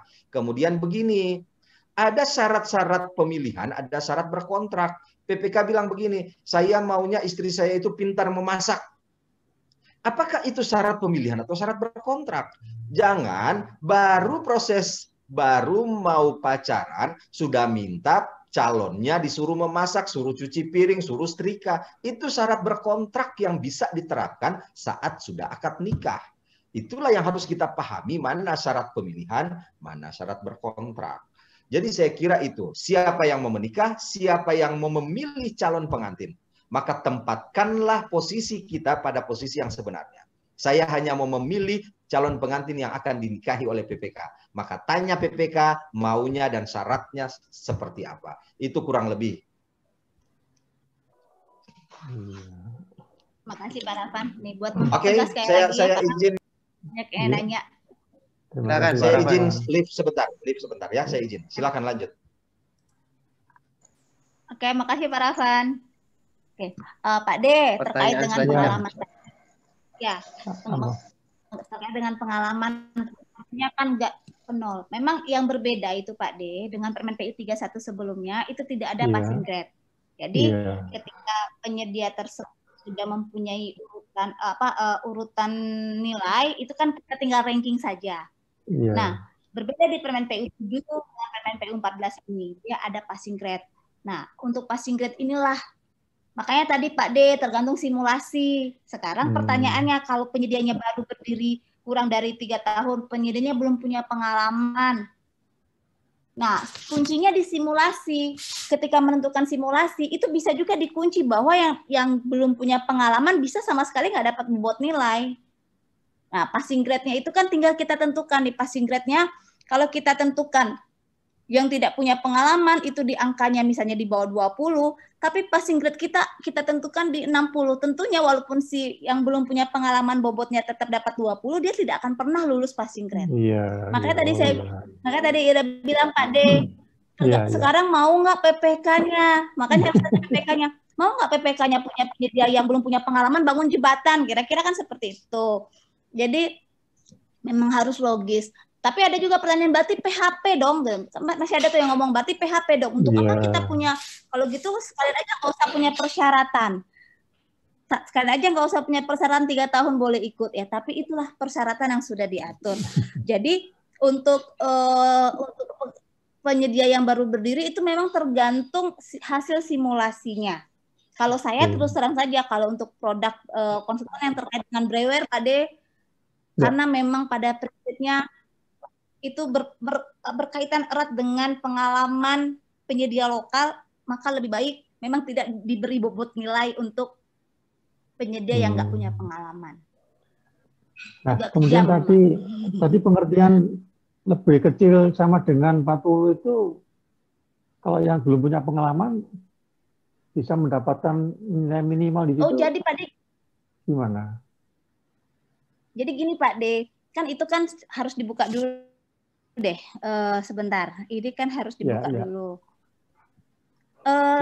Harus dibuka dulu kualifikasi dokumen. Nah, di sini nih, ini kan pengalamannya nih macam-macam nih Pak D nih. Iya.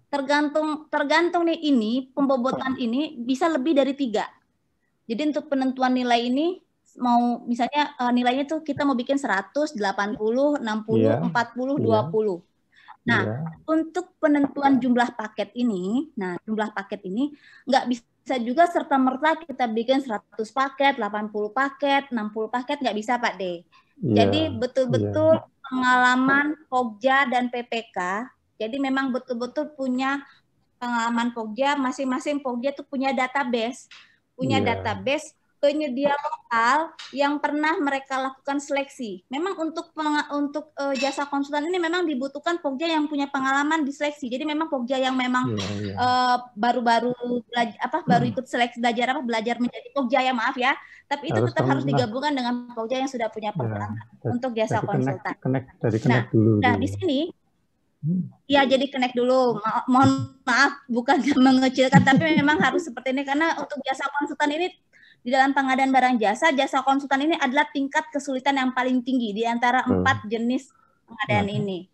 Nah, jadi di sini penentuan paketnya ini bisa saja di daerah, contoh Pak D, di daerah saya itu pengalaman saya selaku Pokja itu memang perusahaan tersebut menginput data pengalaman itu sampai 50 sampai bahkan 100 pengalaman dia input.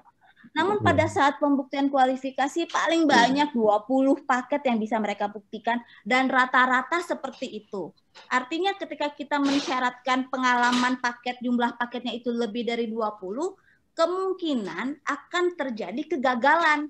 Nah, itu kan yang kita khawatirkan. Oleh karena itu, untuk penentuan jumlah paket ini murni memang masing-masing setiap daerah tidak akan sama. Jadi masing-masing itu akan berbeda, benar-benar sesuai dengan lingkup pekerjaan dan daerah. Jadi nggak bisa jadi dan tidak bisa baku. Jasa konsulnya agak seni ya Pak D ya. Terus nanti ada yang nanya, kalau memang bisa 0, kenapa kita bikin 0 aja passing grade-nya? Memang passing grade-nya tidak dibatasi memang ya, maksudnya tidak dibikin minimal oleh aturan. Tapi pertanyaannya, passing grade-nya 0, PPK-nya mau, dan menurut saya angka 0 itu bukanlah angka untuk passing grade. Mungkin lebih sadis mau bikin 10 silahkan lah. Tapi ada beberapa teman takut nih kalau auditor nanya dari mana. Teman-teman, apapun yang kita tuangkan di dalam dokumen pemilihan adalah data yang harus dapat kita pertanggungjawabkan. Katakanlah teman-teman tidak melakukan simulasi. Terkait dengan penetapan angka. Tapi angka tersebut sudah dengan hitung-hitungan rata-rata, katakanlah memang nggak simulasi. Tapi pengalaman saya sih pernah deh cuman paling rata-rata 60 yang menang passing grade-nya. Boleh saja selama memang itu bisa dipertanggungjawabkan. Artinya bukan menentukan nilai passing grade-nya berdasarkan suka-suka gitu ya. Ya susah ya ngomongnya kalau namanya kita jadi Pokja ataupun jadi PPK ketika kita bekerja di lingkup pengadaan barang jasa, mau nggak mau, suka dan tidak suka, ya apa yang kita kerjakan harus dapat kita pertanggungjawabkan. Istilah kata nih Pak D nih, pengalaman saya nih, oret-oret kertas ini ternyata ini jelek-jelek nih. Saya sih nggak pernah rapi-rapi banget sih kalau kerja, tapi oret-oretan kertas ini nggak pernah hilang di dalam dokumen. Jadi ketika pemeriksaan beberapa tahun yang lalu mungkin lupa, tapi ternyata coret-coretan kertas ini dapat menyelamatkan kita waktu saat ada pemeriksaan. Nah, harus tertib administrasi. Itu Pak D. Iya. Waduh, terima kasih. Saya juga nggak rapi-rapi banget Pak D, tapi pengalaman itu selamat gara-gara kertas jelek. Ampun Pak D, bukannya menggurui senior, mohon ampun. Kan kita pengalaman beda juga, Mbak Wira kan dapat bisa kabur. Malu saya soalnya sama Pak Denny. Oke, terima junior kasih ngajarin banyak. senior gitu. Ya. Sudah cukup jelas ya. Ya, Terima Pak kasih De. Mas Subah. Ya. Baiklah. Mohon dengan Pak De. Sama Pak Yudi Santosa. Sama-sama Santosanya. Siap Pak. Terima kasih Pak Subah. Baiklah. Waktu sudah ini ya. Tanpa terasa waktu sudah berlalu dengan cepat yang membatasi kita. Sebelum kita tutup, kami persilakan pada Bu Juni Irawati untuk menyampaikan closing statement-nya. Silakan. Terima kasih. Ini saya sampaikan juga buat rekan-rekan, kayaknya memang banyak pertanyaan yang masih banyak banget ya. Ini ada Pak Edi Safari nih protes nih dari Bengkulu. Pak Edi Safari silakan nanti japri saya nomor telepon. Tadi sudah di-share ya, kan materi kan di-share ya buat rekan-rekan di sini, nanti silakan japri saya kalau memang masih ada pertanyaan yang belum terjawab atau memang belum terpuaskan. Karena saya memang bukan pemuas ya Pak Yudi ya. Bukan. Artis yang laris ini. Baiklah rekan-rekan sekalian, rekan pengadaan barang dan jasa, memang diskusinya memang waktunya kayaknya kalau sudah bicara pengadaan barang jasa nih saya yakin mau 1 jam, mau 2 jam, 3 jam, mau 4 jam, saya yakin ya Pak Muji ya. Pasti memang ini Pak Muji juga nih kan, guru saya nih tidak akan pernah puas, yakin deh saya. Tapi diharapkan dengan diskusi kecil ini dapat membuka cakrawala kita bahwa mungkin ada hal-hal yang terlewatkan, mungkin dapat tercerahkan lah walaupun sedikit gitu kan. Mungkin dapat yang materi yang disampaikan ya sekitar dapat 1%, 2% lumayan, alhamdulillah lah gitu. Jadi dan mungkin nanti ada yang bertanya bagaimana simulasi. Terus terangnya kenapa simulasi itu tidak saya bagikan, karena untuk dengan waktu yang terbatas itu cukup kesulitan untuk mengajarkan simulasinya. Nanti mungkin kapan-kapan ya. Pokoknya kalau garis-garis besar asal punya tinggal japri deh, nanti mungkin bisa dijelasin sedikit. Nah, baiklah Bapak dan Ibu, semoga apa yang disampaikan dapat bermanfaat buat Bapak dan Ibu sekalian. Mau mengutip kalimat pamungkasnya Pak Rafan, mumpung dia tidak pakai gitu kan, burung irian, burung cendrawasih, cukup sekian dan terima kasih. Assalamualaikum warahmatullahi wabarakatuh. Waalaikumsalam warahmatullahi wabarakatuh. Saya ingatkan kepada Bapak Ibu yang belum mengisi daftar hadir, silakan segera mengisi daftar hadir karena waktunya juga sudah mau habis. Mungkin dari Pak Rafan, silakan kalau ada closing statement-nya. Pak Rafan sudah tidak aktif ya. Mungkin dari Pak Muji, silakan Pak Muji. Apabila ada closing statement yang ingin disampaikan. Ya, Bapak Ibu, atas kehadiran presentasi dari Bu Juni Irawati tadi, kita mendengar hal-hal yang sifatnya detail ya. Detail itu kadang perlu penyamaan persepsi lah, supaya itu tidak mengganggu proses pengadaan kita maupun proses nanti kita berkontrak. Intinya kita ucapkan terima kasih pada Bu Juni Irawati yang bersedia menyampaikan hal yang detail itu di forum ini, mudah-mudahan ini bermanfaat, mempermudah proses-proses pengadaan kita. Terima kasih. Wassalam. Siap, Pak Uci. Baiklah Bapak Ibu. Pak Muklis mungkin ada tambahan? Cukup Mas Yudi. Waktu sudah lewat. Sudah cukup? Ya. Baiklah, kita pada kesempatan kali ini mungkin ada beberapa yang perlu dikatakan bawahi bahwa terkait dengan penentuan kualifikasi jasa konsultasi untuk konstruksi memang ada relaksasi. Namun relaksasi ini tentunya juga dibatasi oleh aturan-aturan yang harus kita taati. Kemudian kita sebagai Pokja maupun sebagai PPK harus tetap melakukan sesuai dengan kewenangan kita masing-masing sehingga nanti pekerjaan maupun paket perjalanan yang akan kita seleksi itu akan dapat berjalan dengan baik. Mungkin itu yang bisa saya sampaikan. Saya ucapkan terima kasih banyak kepada Pak Budi Santosa, kepada Bu Juni Irawati, dan juga kepada Pak Rafan.